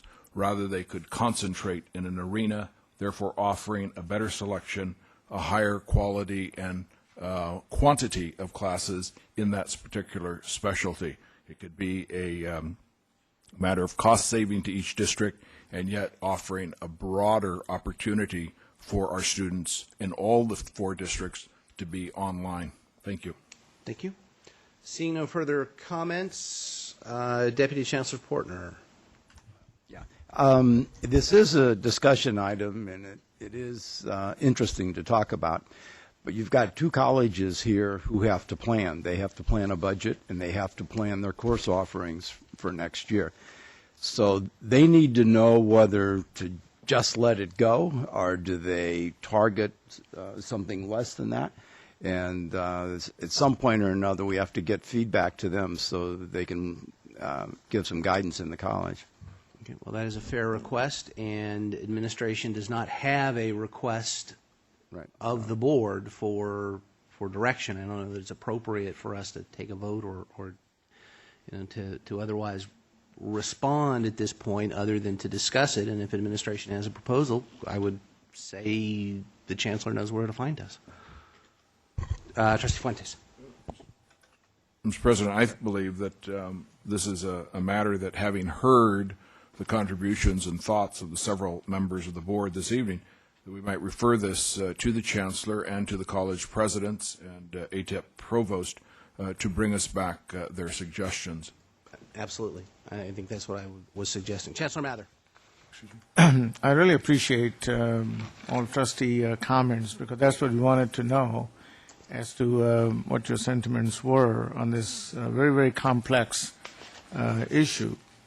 In terms of offering courses and programs, even if it were to meet the needs of our students within the district, certainly we have an obligation to do that.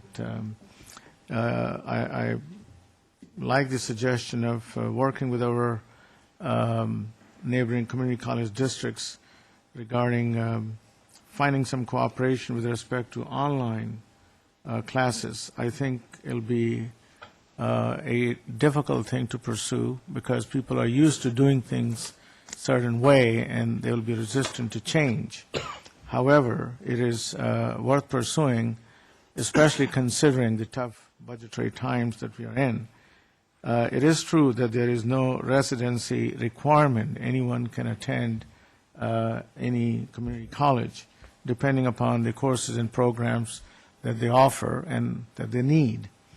One other thing I wanted to add here was that even if we were to put more money to support the enrollment growth beyond the state formulas, it's only a temporary increase in enrollment, because as the economy improves, some of these students will get jobs, or they will return to their original campuses. But once you put the money in to the budgets, college budgets, it is difficult to go back and reduce those funds when the enrollment reduces, because they've already invested the money, especially if we have invested the money in hiring of additional staff. Last thing I want to mention is that we really cannot educate all the students who want to come our way, especially when UC system is turning away students, CSU campuses are turning away students, community colleges, the local community colleges within Orange County from the 3 other districts are also turning away students. And we have tried to bend backwards to accommodate and serve as many students as we can this year, but there's a limit to as to how many students do we really want to be able to serve at the expense of other needs in the district. Thank you all, and I have a request from one of my colleagues for a break. We'll take a 5-minute break. I'll see you back in 15.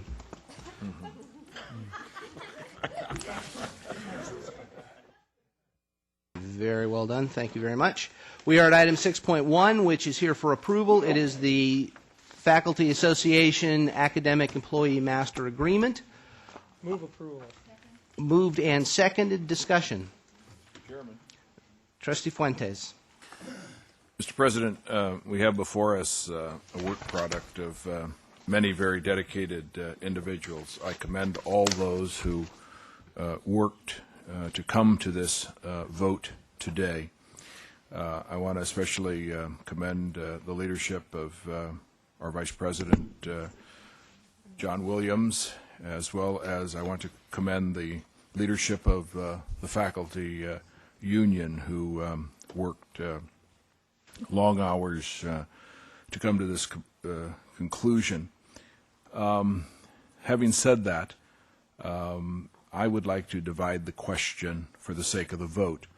I believe that the votes are here and that this is going to pass. But there are two segments of it. One segment being the inclusion of signed tentative agreements, which I favor. The second section being the pay raises, some retroactive, which I in conscience cannot support. So I would ask the courtesy of you, my colleagues, to divide the question so that I may cast a yes vote for the prior signed tentative agreements and a no vote for the matter of a pay raise. I feel compelled to do this in this economy. I have every empathy for the economic burdens of our faculty that this addresses, but I also have what I feel is an obligation to the taxpayers and neighbors in our community. So I would ask for a division of the question. All right. And seeing no opposition to that, and I think that's an entirely reasonable request, then we will so vote as divided. Let me and also echo your thanks to Trustee Williams for his fine work in finally getting this contract into shape and in a position where I agree with you. I do believe it'll pass tonight, and thank you to Trustee Williams for enormous hard work and to the faculty leadership for their work. Chancellor Mather. I would like to take this opportunity to thank the district negotiations team as well as the faculty association's negotiating team. From the district, we had Dr. David Bouguet, Terry Lorge, District Director of HR, Dr. Glenn Rockmore, President IVC, Dr. Kevin O'Connor, Dean here at Saddleback, and Beth Muller, District Director of Fiscal Services, for their contributions. And for the Faculty Associations team, Professors Lee Haggerty, Louis Long, Bill Hewitt, Paula Jacobs, Bill Billingsley, Ken Woodward, and Stuart Frame for working together and coming to an agreement on this contract. Thank you. Thank you, sir. Trustee Williams. Well, it's finally over. This is a real nice opportunity to put this behind us, but we have about a year until it expires, so we'll have a little breathing period here, and then we need to get on it again and look at the next negotiation period. But I really wanted to thank the district's negotiating team, and it was my absolute pleasure to meet with and discuss this contract proposal with the Faculty Association leadership. They had, of course, the interest of their members in mind, but also the well-being of the district and service of the students. Absolutely, our faculty are very loyal teachers. They're teachers at heart, and I've always said we need to hire and retain the best possible teachers, faculty members for our students in the district. And once again, it's been a pleasure to work with all of you. Thank you. Mr. President, sir. Actually, the resolution comes to us in three parts, and if we would divide it in three parts. Thank you. Okay. Would it be appropriate to move the A part of that right now? Let's. I see no further requests to speak from any of my colleagues, so I'll entertain a motion to approve the tentative agreements, the tentative agreement on compensation as listed in Exhibit A. So moved. I'll second that. Moved and seconded. All right. That item is before us. That's what we will vote on. The matter carries unanimously. I'll entertain a motion to approve Exhibit B, which is the cost of the agreement for the 3-year period. Well, no, let me back up. Exhibit B is only an estimate of the cost. Article 2. Exhibit B. Okay. Exhibit A is what. All right. Okay. Okay. That you're not working from the agenda. All right. Very good. That's fine. Now that we're all in agreement, Move that, President Wagner. Second. Moved and seconded. This is item B on Exhibit A, the tentative agreement. We will vote on that. All right, and that matter carries with 1 no vote. And finally, we have item C, as to be distinguished from Exhibit C. Item C on Exhibit A, the tentative agreement. I'll entertain a motion to approve. So moved. Moved by Trustee Fuentes, seconded by Trustee Williams. Let's vote on that. That carries unanimously. All right, that does it for item 6.1. We're now at item 6. Yes, ma'am. Oh, Trustee Padberg, my apologies. I I'm just moving want too fast. to be clear that everyone understands what the first vote was, because there was a little confusion there, and that was for A. Yes, Does everyone agree that was what we voted on? For the record, the first vote was item 2A on Exhibit A to the to Exhibit 6.1 in our agenda, and that, if memory serves, passed unanimously. All right, we are all clear on what we've done. Item 6.2 is here for approval. This deals with the award of printing of class schedules. I'll entertain a motion to approve. Second. Moved and seconded. Discussion. Trustee Fuentes.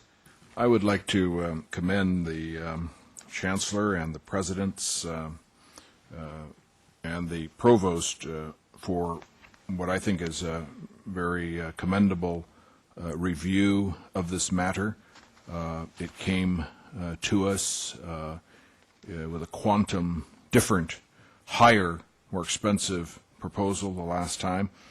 After some thoughtful and creative review, we're down to, I believe, is what, about 1/5 of what was here before, and moving with a plan to move forward to even greater cost savings. I want to thank especially the Presidents and Provosts for their energies and efforts, and I think this is, in this time, so necessary, and I think that it's quite fitting that this item is 6.2, because 6.1 was a cost increase to the district by way of increased compensation for faculty, and I think we need to be looking for creative ways to fund those expenditures which the board does find worthy. Thank you. Thank you. Further comments? Seeing none, let's vote on the item. Oh, all right. Do you want to speak? No. Oh, okay. I pushed the wrong button. Okay. All right. And the matter carries unanimously. Very good. Item 6.3, also here for approval. This was alluded to earlier in our discussion, and it is our basic aid funds priority list, and it's moved for approval by Trustee Williams. Any second? Second. Any discussion? Trustee Lang. Yes, I just had a few questions regarding this item. We have, in some cases, very substantially increased the budgeted project costs on some of these basic aid funding requests. And my concern would be, based on cost escalations, and I'm interested to know at least a little bit in some of the science behind that, only because it seems to me as we start heading into tougher economic times, there ought to be perhaps some cost savings that are realized from more competitive bids, perhaps reduced labor costs, what have you, and I was hoping that somebody from administration might comment about that. Perhaps Ms. Elena can enlighten us. Good evening. Okay, so when it comes to construction planning, we're making our best guess for a number of years out. Some of these projects won't take place until 2015. So what we do is we look at an average over the years, and that runs in the arena of 3 to 4% when we consider escalation. In these last years leading up to the downturn in our economy, we were looking at somewhere from 7 to 11% escalation from one year to the next. Now we're at a place where there's a good chance that it'll go to zero or maybe even go backwards, and we're hoping that'll be the case, but still for planning purposes, we're sticking to that 3 to 4% of escalation when we consider things. Additionally, the State Chancellor's Office looks at things from that perspective. So when a project is estimated, there's a percentage that is our percentage and a percentage that is their percentage. And so if, and indeed they are, escalating the project, then they will expect for our match to escalate as well. Okay. So we're basically piggybacking off of the state estimate for these project costs? Correct. But of course, the project budget costs are really coming from us in terms of what's entailed with respect to the project. Somewhat. There are guidelines that are necessary for us to follow. So, for instance, if we were building a chemistry lab, they would tell us that we can anticipate those costs to be $650 a square foot.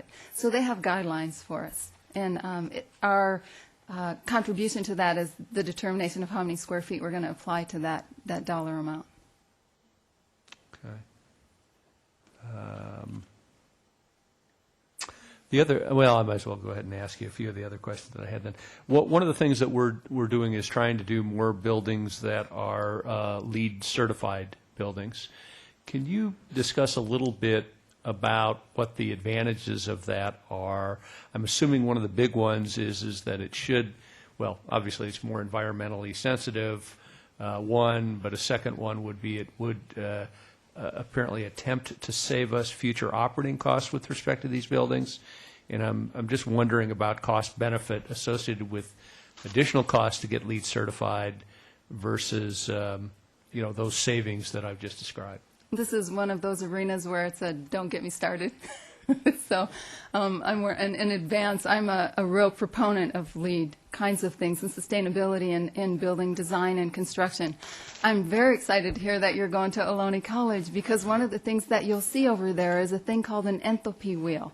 And that wheel, it completely changes the way that air and heating and ventilation and air conditioning occur in a building, and that change reduces the cost, the initial cost of the heating and the ventilation and the air conditioning right away. Of course, it costs a little more to put it in, but the quality of the air, when you're in that building, it's refreshing.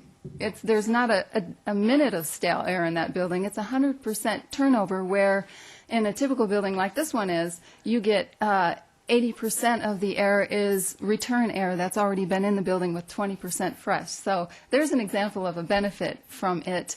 Cost savings, yes and no. Some things, for instance, with regard to the solar panels that you'll see on buildings, or even in parking lots in some cases, those have a warranty, an expected lifespan of anywhere from 10 to 20 years, depending on the system that's used, and it takes that long to get the costs recovered. And what is going to happen with energy costs in the future is another one of those guessing games. There are some who believe that with all of the alternative energy methods that are being pursued, there's a chance that the typical costs for energy might decrease. But of course, that's just a guess again. Okay, thank you. Did I answer your question? I know sometimes I don't get to the point with you. I think so. Okay. I think so. Close enough, anyways. Thank you. And then, let's see, I've just, I did have a brief discussion with the Deputy Chancellor today about I guess many of the issues that we're having, particularly at Saddleback, but I guess we also have it at Irvine Valley College, has to do with this expansive soils problems that we've incurred, and I know some of the items that are on here are to address those kinds of issues. And I guess I'm just looking for some assurance that we're not just putting a Band-Aid on this thing, but we're actually going to fix the problem, and what we're looking at in terms of future costs and other potential future basic aid funding requests associated with that. Well, we'll have a better understanding of that in about a year when we go back to the master planning. We have a 2006 master plan that we base all of our projects on, and the projects that you see here, for the most part, there's one exception here, and that's because of expansion down at the village. But the projects that are here are all identified in that master plan. So how that might change depends on what kinds of planning we do in the future. But definitely the previous master plan did address this soil expansion with the intention of fixing the problem, not band-aiding it. Okay. All right. Trustee Jay. Yes, my second on this was obviously contingent on the fact that it involves stuff that's left in the basic aid package this year. Now, as I look through the cost of these programs, and varying amounts, going anywhere from a few tens of thousands up to well over 3 or 4 million on some of these, but none of these obviously cover these costs in toto. When you look at the costs on the final page, you see, for instance, the very first one, Life Sciences Building, 24 million. The life science occupancy by 27 will be 27 million by 2011, 2012, and so forth. What happens if in this preliminary work we decide not to go ahead with the projects we're okaying small fractions of tonight? That's, I guess, my question. And, if you could tell us, I'd like to know what happens as some of these projects, I will bet that not all of them will go to fruition for whatever reason. And what happens to the funds at that case, even though we've allocated them tonight? Again, it's hard to say because you're asking me a question of what happens in the future, and there's so many variables. For instance, I never would have guessed that we'd have the life sciences project on hold right now because of the state funding hold. Okay. So there is a variable that will get in our way of being able to say what happens. If you'd asked me this question a year ago, I would say we have made an agreement with the state that we'll pay a percentage of this project, and in order for it to go forward, we're obligated to that percentage with the state. And if we were to back out of that obligation, then when we go to the state in the future for additional requests on projects, they'll look at that and say, here's a district that's not reliable in their agreements with us and maybe not be as willing to. So it's the state that may not be reliable in their agreements with us because of their difficulties. Right now, yes. Okay. The Deputy Chancellor. I'm not in favor, obviously, of tying up next year's basic aid in this package tonight. And we're not. We're just taking the last 19 million that's available right now. But I am very concerned what happens to those funds Trustee Jay. when projects fall through because the state doesn't come through or whatever. Okay, thank you. Let me interrupt you. The Deputy Chancellor was trying to answer the question also or had a comment, so see if perhaps he can help us here. Okay. If a project that is not state funded, that's the easiest one, we decide that we don't want to do because we have another priority, let's say. The board takes action, takes away the funding from that project. It then goes back to the basic aid pot, and then we reallocate it for whatever new priority the board establishes. The same is true of a state-funded project. As Brandy said, we commit ourselves to a certain percentage of that project, and if the state project goes ahead, we're committed to that payment. We can't back away from that payment. But the state could say that they aren't going to fund that project for some reason. It doesn't have the money. Well, then our requirement to match would be gone. The money would go back into the basic aid pot. Then the board would reallocate the money. Thank you. Trustee Padberg. Well, and this is a question for the Deputy Chancellor. My understanding is that we already have some basic aid funds dedicated to these projects. That's correct. I wasn't suggesting we don't have the money. Okay, and it's not clear to me in this summary exactly where that is. Is it in there? How much we already have put aside of basic aid for each one of these projects? That would be the column, I'm sorry, Gary. Go ahead. Go ahead. Committed budgets. I'm sorry, in that case, I didn't total it for you, but Yeah, it's hard to. it is. I should have totaled that column, and I apologize, but it's the third column from the right. Okay. And so each of those projects you've already committed a budget to, and that's identified there Okay. substantially. Further discussion? All right. The item is here for approval. Let's vote on it. Matter carries unanimously. Thank you. Item 6.4, IVC curriculum revisions. Questions? Yes, Trustee Lang.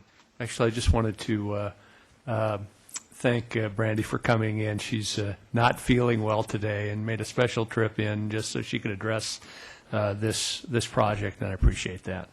Thank you. Second that. All right. Move approval of the item. Moved and seconded. Item 6.4, discussion. Discussion. Yes, Trustee Fuentes. Thank you very much. President Rockmore, can you just walk us through the process by which we come to this page every so often? Yes.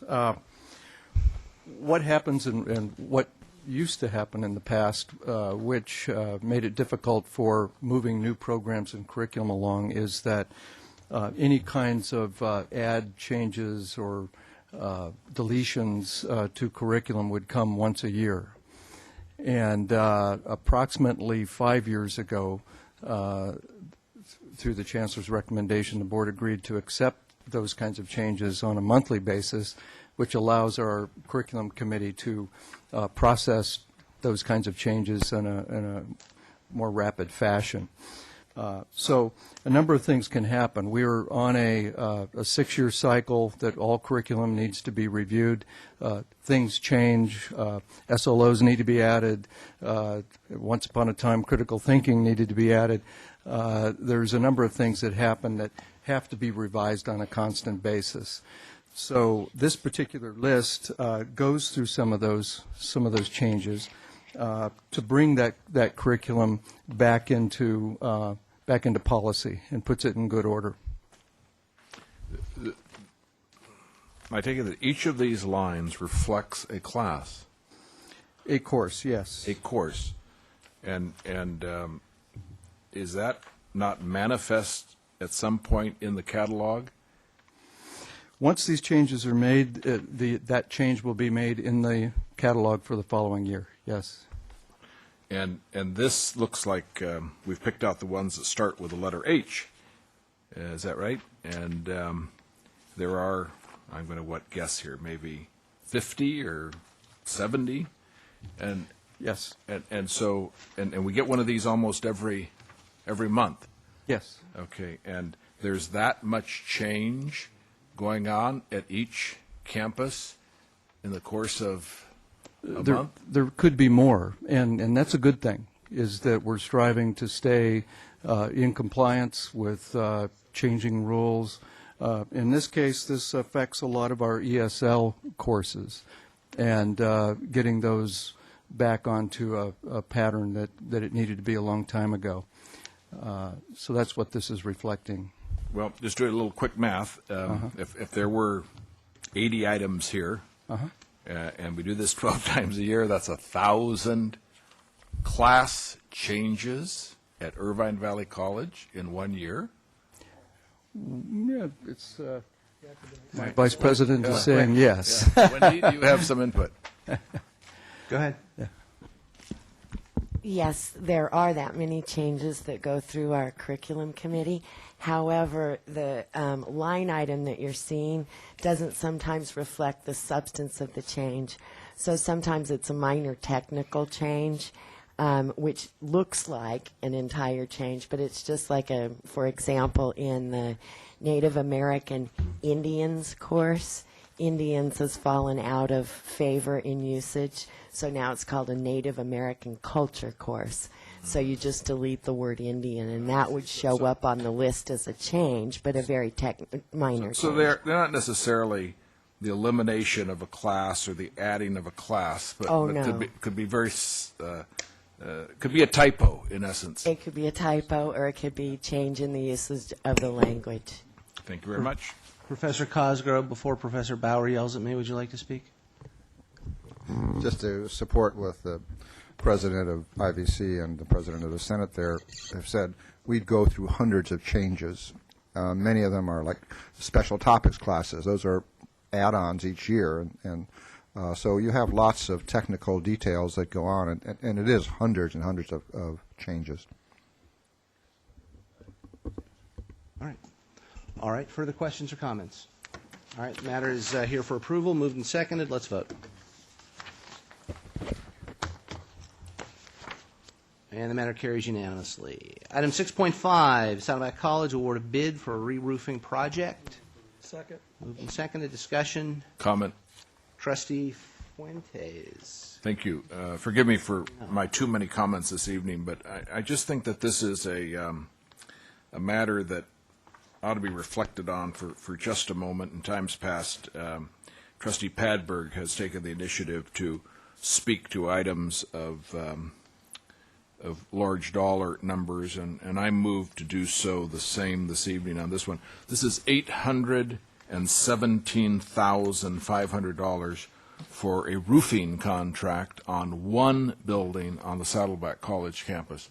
I do nothing more than make the point that these are the burdens that the district faces. This is the magnitude of cost that we face at every one of these meetings. This is the kind of high dollar expenditure that is the burden now and will be the burden forever of our district, and that's why the most conservative and cautious approach to the use of our dollars is necessary. If the roof leaks, the building can't be used to teach students, so it's expensive. Thank you. Very good. Thank you, sir. Further discussion? All right, let's vote. Matter carries unanimously. Item 6.6, here for approval. It is a fall sabbatical project amendment. Move approval. Is there a second? All right, discussion? Let's vote. Matter carries unanimously. We're at item 6.7. These are board policy revisions. They are here for review and study. Move acceptance for review and study. All right. Any discussion as to any of these items? They will come back in May, potentially for approval. I would like to ask. Yes, sir. I know that we're approaching the environment and drug prevention program, drug-free environment and drug prevention program. Is it clear that we live in this district on our three campuses on a zero tolerance approach to drugs? Who can answer that for me? Well, it's Deputy Chancellor Portner's Policy Committee. All right, let's turn to the presidents.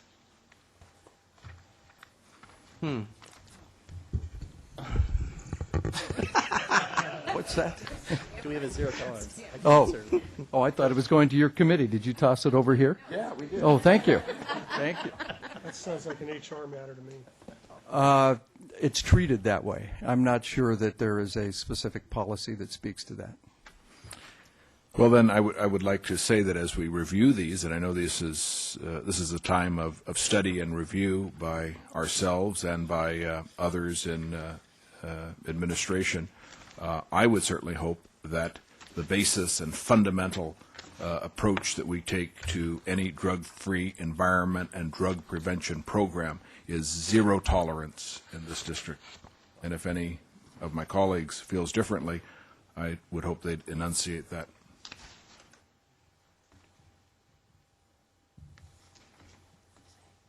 Any of his colleagues want to? Well, but that's what the policy says, is that we shall have a drug-free environment. I mean, you kicked it to them like it was news to you. You've got a policy on it. No, I knew there was a policy. The question was asked was, what is happening now at the colleges? And I don't know the answer to that. Okay. But My question was, is our policy based on zero tolerance? And that's what I'm looking for. Yes. Thank you. And that's how I read this policy, correct? right, it says free from all. Right. Right. And that is a good thing. All right. Further discussion. Seeing none, let's vote. This is for a review and study. Matter carries unanimously.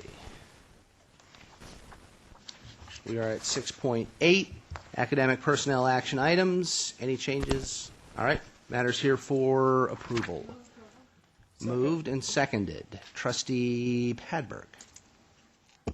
Yes, I have some questions about this addition of a dean position at IVC, and I'm wondering why at this time we're adding a position. And I wonder if we could have our IVC president address that. And is this something that maybe we could delay, considering all of our budget constraints and issues? This is a position that really has been in development approximately 5 years. It is similar to one that used to exist at Irvine Valley College. I did not have benefit of it when I was the vice president for instruction. But what has happened in the meantime is that through the accrediting commission primarily, but also the state chancellor's office as well, there has been an ever-growing set of demands on the colleges in terms of requirements. One of those, which has been most comprehensive for us, is to develop a strategic planning process that is tied to budget. And that process is extremely complicated, and if not done correctly, would lead to issues with the accrediting commission. In fact, there's a number of colleges on warning right now for failure to meet that particular requirement. We also have a number of other requirements that are research-based. You've seen reports that we call the ARC report that we presented to you. That's an accountability report. Requires a great amount of interaction with the college campus and pulling in data that tracks a number of indicators in terms of how our students are doing. We also have the institutional effectiveness report that's been presented to you on an annual basis. And that, too, in fact, is a thicker, more comprehensive report now that we're required to have, again, on an annual basis. I presented tonight the early college program, and this is one that was in its infancy, is now taking off in a grand scale, and requires, again, it's unique. It's the only one in the state. It requires a great deal of coordination between the K-12 system and the community college system to make that work appropriately, because these are college courses in every sense of the word, the faculty, the curriculum, all of that, and we're putting it onto a high school campus, and that's a tricky thing to do. So we have a demand to, if we're going to keep that program to and expand it, hopefully, to Irvine Unified, we need support to do that as well. So these are just a couple of things that are beginning to put a great deal of pressure on the Vice President for Instruction. We have also a piece of this, which is with the research and to coordinate research to make sure that there's proper support in our student services as well. And one of the things that, again, another mandate is that we validate the tests that we give to our students in terms of their matriculation in math and English. And so coordinating the effort of research between the two houses, between instruction and student services, is another huge requirement. So I know that I was working myself to the bone when I was vice president. I didn't have those requirements. My current vice president for instruction does, and the idea of adding this position is to create some relief there and allow us to maintain our quality the way that we would like to do.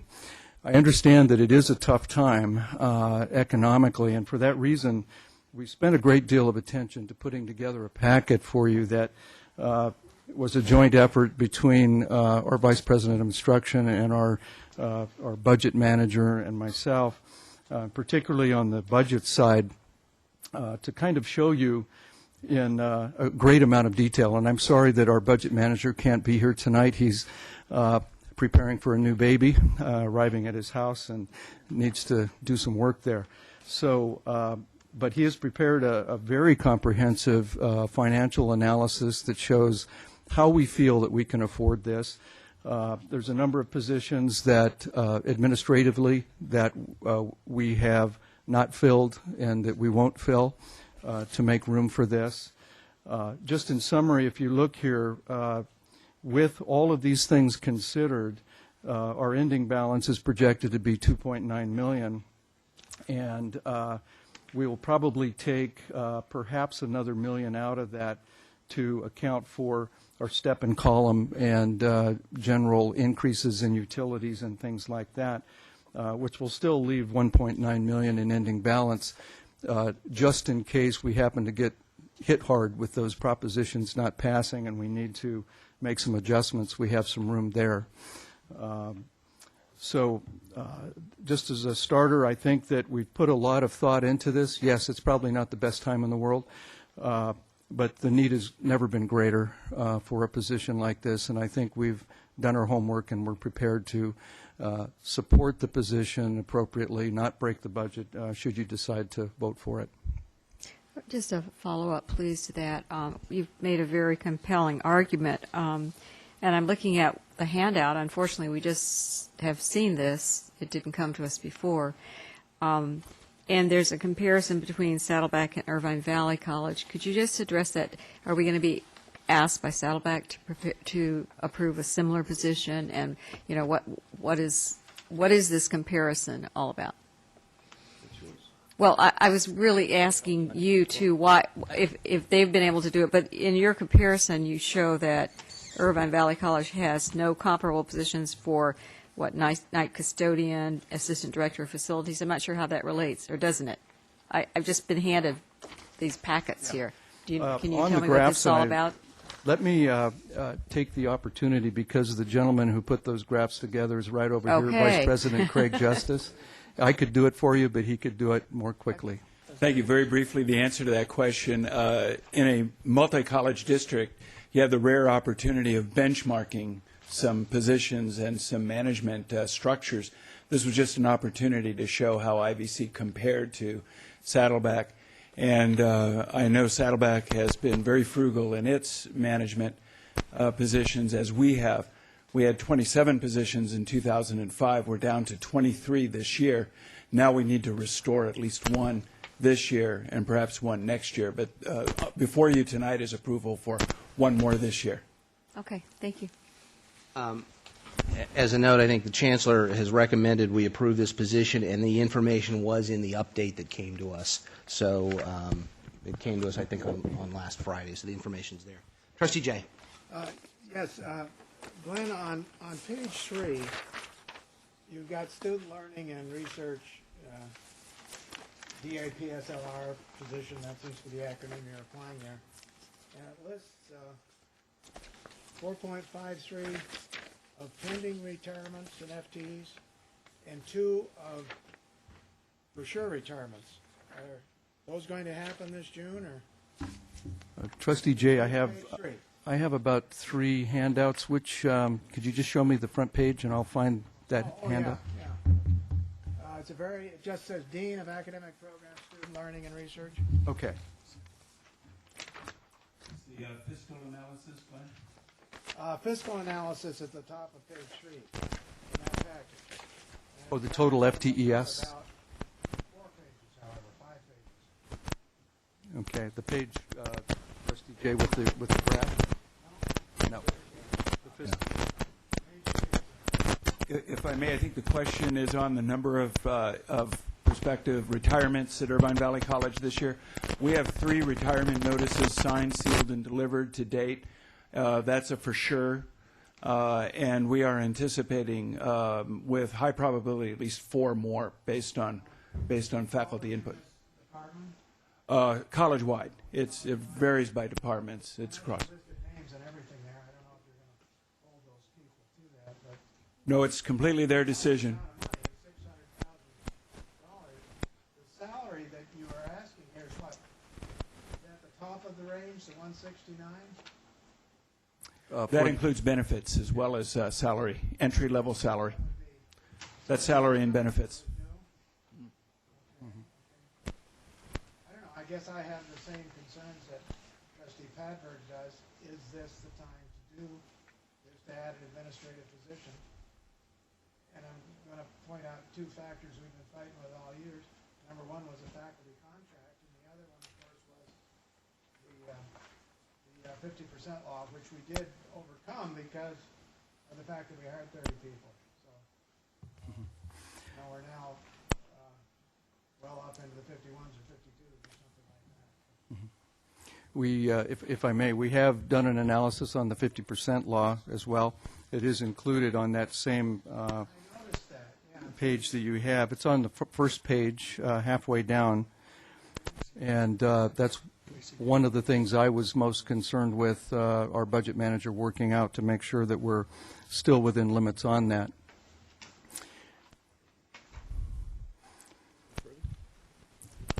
Okay, I'm just asking questions that come to mind.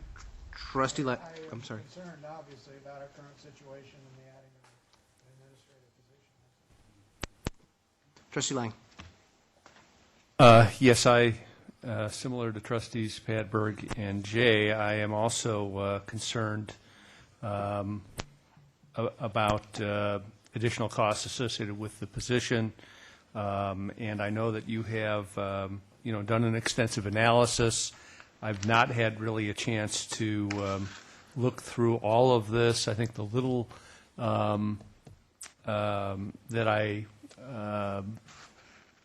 little analysis that I did, or reading that I did of Vice President's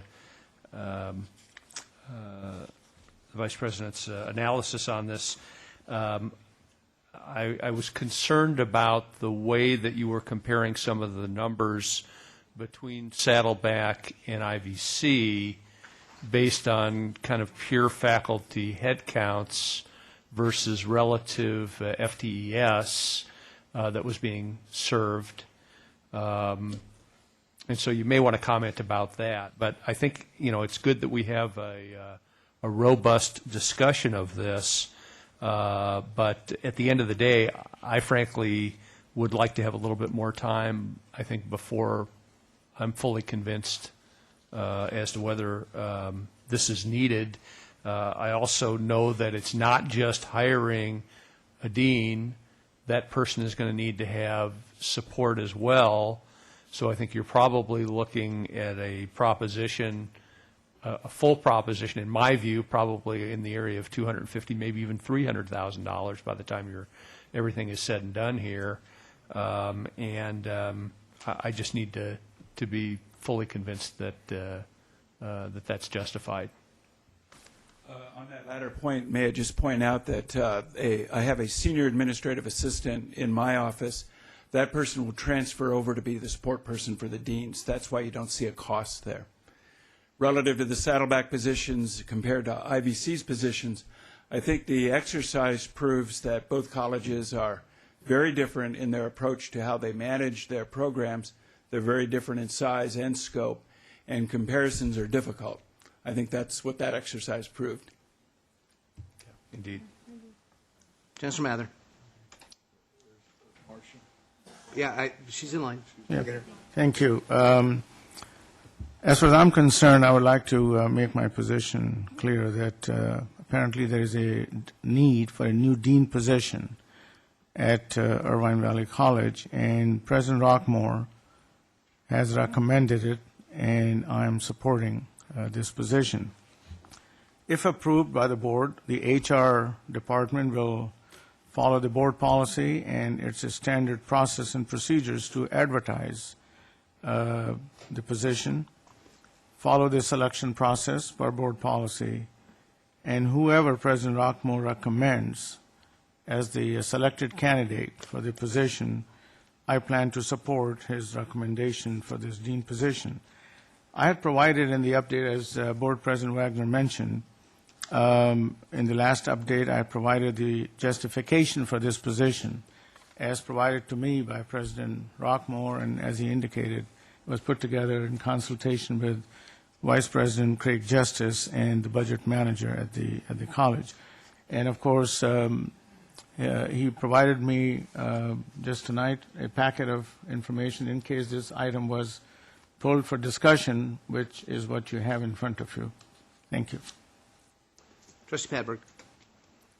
Yes, I just want to point out that in the packet we received, we did not get all of the items that you just handed out.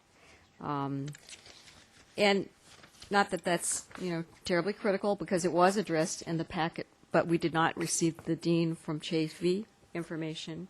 nor did we receive the first two, the Q&A, nor did we receive this part of it.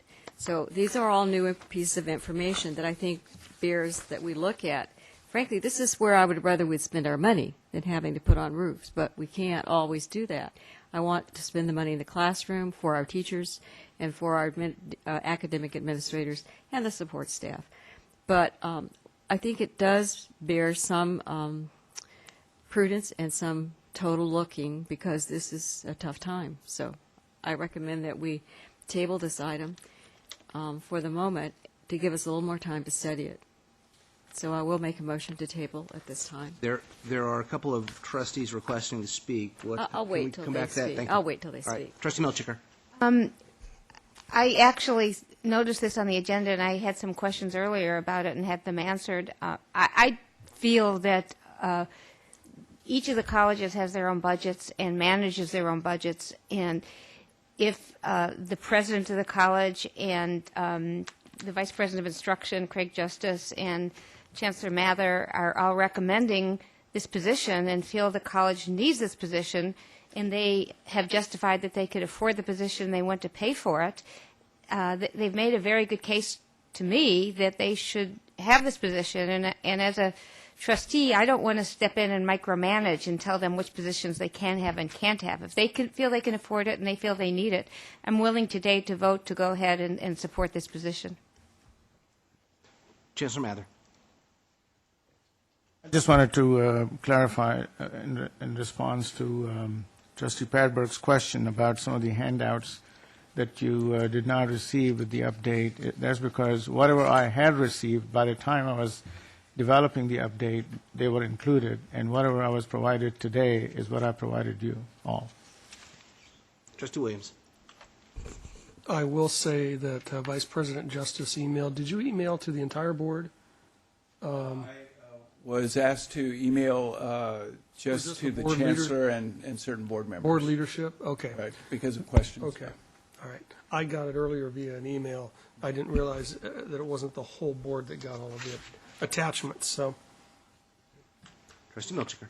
I don't like that. I think if a board requests some questions, then it should not be sent to the Chancellor and certain board members. It should be sent to all board members, and I don't want that to happen again. Thank you so much. Chancellor Mather to address that point. Yeah, just to clarify that email went out, I believe, from Craig Justice's office under the direction of the college president, not from me. Trustee Jay. Yeah, I think under the circumstances, we ought to divide the academic appointments, divide this issue, and table the second part on the dean, this additional dean. Glenn, you give a pretty good explanation why you need it, but this is a new thing. I want to think about it another month. I really do, before we put ourselves in the hole for another $169,000.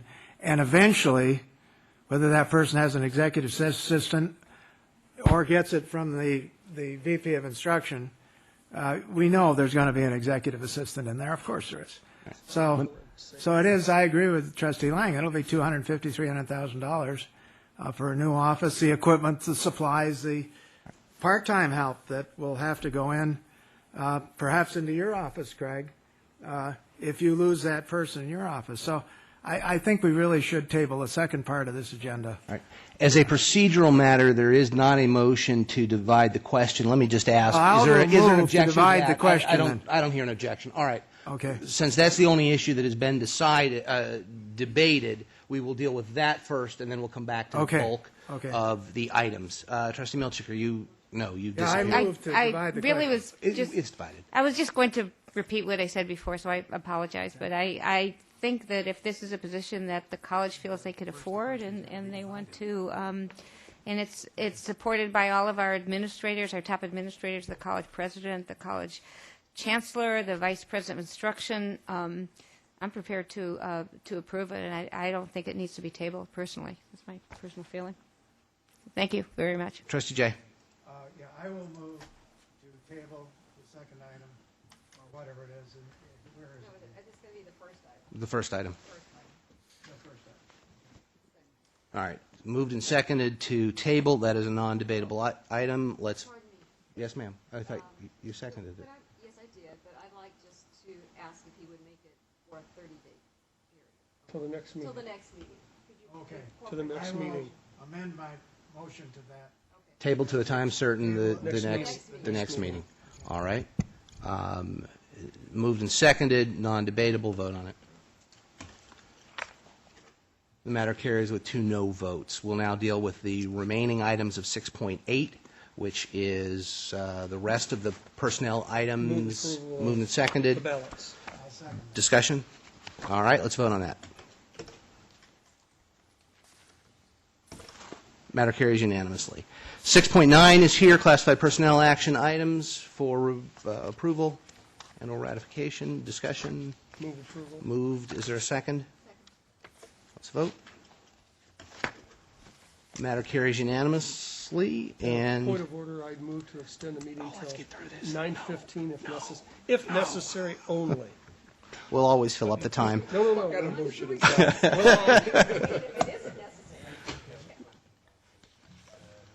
We've moved past it, but really, it's probably a great question. Why don't you ask it? Make it good.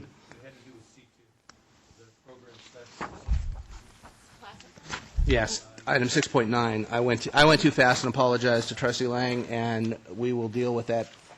And my question was simply, is that a position, a permanent position, or is that a position that is intended to terminate at the end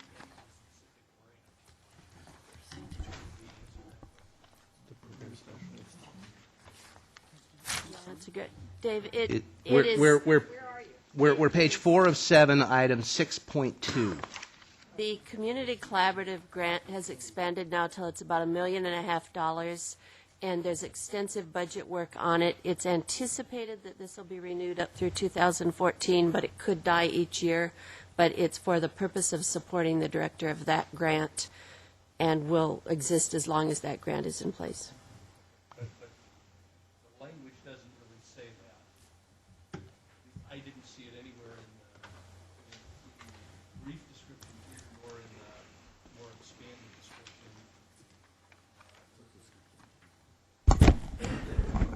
I think it's just the employment is in this position is contingent upon funding by the community collaborative grant, which is the last line of that C2.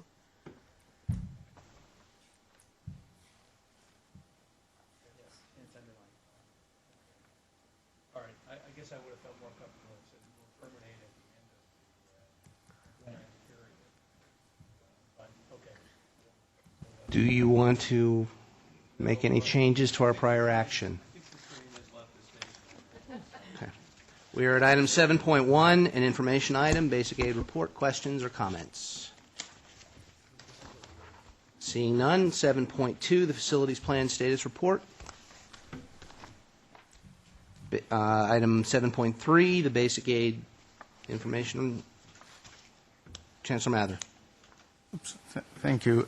This is just to point out that Trustee John Williams had requested a board report on this, that if the district were to consider how we can reduce the property tax rate, and we have researched this matter. In fact, Deputy Chancellor was in touch with the county treasurer, tax collector, and we have gotten this response from him.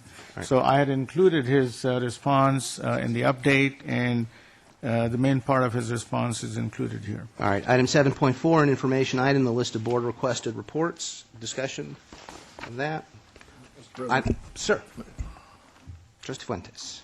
President, I'd like to talk a bit, and I'd like John to talk a bit, I'd like all of us to talk a bit about 7.3. This is consequential. I think for our viewing audience at home and their homes, that we want to preserve their homes. Orange County's Treasurer Tax Collector Chris Street reported to our good Deputy Chancellor Portner that he conferred with the Orange County Auditor Controller David Sundstrom, and they determined that the process is simple. The District Board of Trustees would need to instruct the Auditor Controller to process a negative assessment of a specified dollar amount, and the treasurer tax collector would return money according to a calculation by parcel that is prepared by the auditor controller. This was motivated by our concern: what happens if this district goes out of being a basic aid district and the money is sought by the state of California to be used other than for the benefit of the taxpayers of the South Orange County Community College District? I commend my colleague, Trustee John Williams, for bringing this forward. I think that it is important that we make it clear that there is interest on the part of this board in exploring every way that we can to protect the contribution of South Orange County taxpayers to the funding of this district, and not to see our dollars go out of this district. Trustee Williams. I guess the question is now, this item is not here for action tonight, correct? No. Chancellor Mather, maybe we should agendize it for the next meeting and make a preemptive strike to move, if the state does act, if, for example, the ballot initiatives in May don't pass, that we take a preemptive strike, and if the state decides to go after basic aid, we will reduce the value, we will reduce the tax on every parcel in this district to put the basic aid money back in the hands of the taxpayers, rather than let the state take the money to other districts. So I guess that's a request to place it on the agenda next month, if the board doesn't, if there aren't any, or there's no opposition to that. Trustee Lang. I think the only concern that I would have is that we would need to carefully craft any policy decision that we make along those lines, because as I read this, one of the current pieces of legislation that would affect basic aid dollars, it's not clear how the backfill mechanism works at the state level. It wouldn't be clear exactly where, how that whole mechanism. I agree with the sentiment that's being expressed, that to the extent that they would look to take this district's basic aid dollars and use it for some other purpose, then the preference would be to give it back to the taxpayers. I absolutely agree with that. But I want to be careful about how we make that policy decision, so that we're pretty certain that we're not shooting ourselves in the foot here. Could I respond? Or there's No, there are a couple of other requests to speak. Trustee Padberg. Well, that's my concern too, Trustee Lang, and I think that this is sort of like getting the cart before the horse. You're like telegraphing to the people out there who are going to be robbing us what we're going to do. So why give them a heads up? And this is the kind of thing that if the state does decide to come after our basic aid dollars, we could hold an emergency meeting.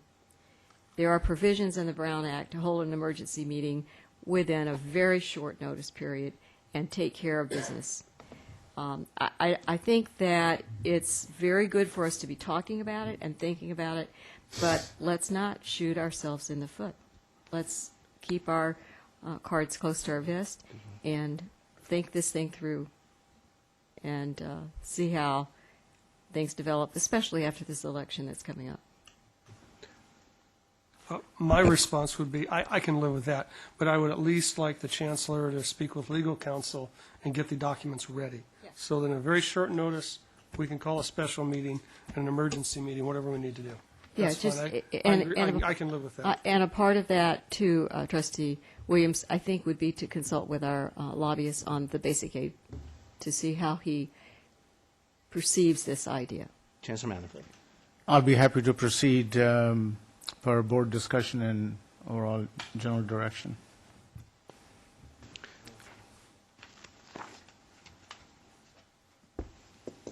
Item 7.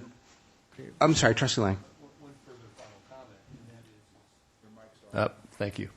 and that is, I think that it actually could be worthwhile to give at least some indication to people that are trying to author bills that would take away basic aid dollars from a district, to let them know that there are mechanisms available that would be counterproductive, so that perhaps we could head something like that off at the pass, that may be worthwhile. Trustee Padberg. I think this public agenda item that we have tonight should be doing that, as well as the conversations with Chris Street. If they're paying attention, it's right here. Item 7.5, the monthly status report, financial status report. Item 7.6, the quarterly financial status report. Discussion, questions? All right, we are at item 8.0. We are past our cutoff time, so I will remind everyone that there is a 2-minute time limit for you good folks as well. Trustee Padberg. Oh, and an added item 9.1, and this is a claim against the district. I'll entertain a motion. Move approval of the recommended action of the Chancellor. All right, moved and seconded. Discussion. Let's vote. Good catch, and thank you, Trustee Padberg, for adding that. All right. We are past our cutoff time, nevertheless, not liking to deny anyone an opportunity to speak, with maybe a couple of exceptions. I will turn to the front table and remind you have 2 minutes. President Burnett. Yes, you look at me, the long-winded guy. Real quick, I want to say, Hana Lee, thank you very much for a wonderful first year. Wish you very best of luck in your ventures, and have a wonderful time in China. Second, I'd like to say I'm very excited and thrilled and honored to have Bianca Bailey be our next student trustee. So congratulations, Bianca. Also want to mention... Excuse me a moment. Yeah. Grace, can we please, or whoever is running the timer, run a timer? I've mentioned it a couple of times. Let's do it now. I apologize. Go ahead. Thank you. It starts 2 minutes now, right? Now you got right. 2 more minutes. Also, congratulations to Lainey Taylor, our new HT president, Whaley Gray-Gore, who you met today, and Christina Andrews, who's our new treasurer, and Evan Burbridge, our ICC director. Real quick, I had the pleasure of attending the Southern California CEO conference with the Chancellor and my fellow president this last week. It was fantastic. Also like to say that congratulations to President Rockmore, who was elected president of our Southern CEOs. So congratulations there, Mr. President. I left a few invitations for you. First, as mentioned earlier by Trustee Milchiker, thank you. It's a preview of our Veterans Memorial on the May 6th. You're all very much welcome. We'd love to have you. We already expect over 200 people there, and Colonel Stuart Navarre and David Curry, our USA Today Marine Corps veteran, will be featured speakers. Next, May 17th, we're having also on your seats was a Saddleback College Symphony Orchestra rendition of Sweeney Todd. I'm very excited because this Todd here is going to be also announcing the new President's Club, which is a foundation fundraising organization to support our scholarships for students and our college foundation. As you know, our annual scholarship ceremony is on May 14th. We look forward to having you all there and participating, of course, in that program. Commencement's on May 22nd. We look forward to it.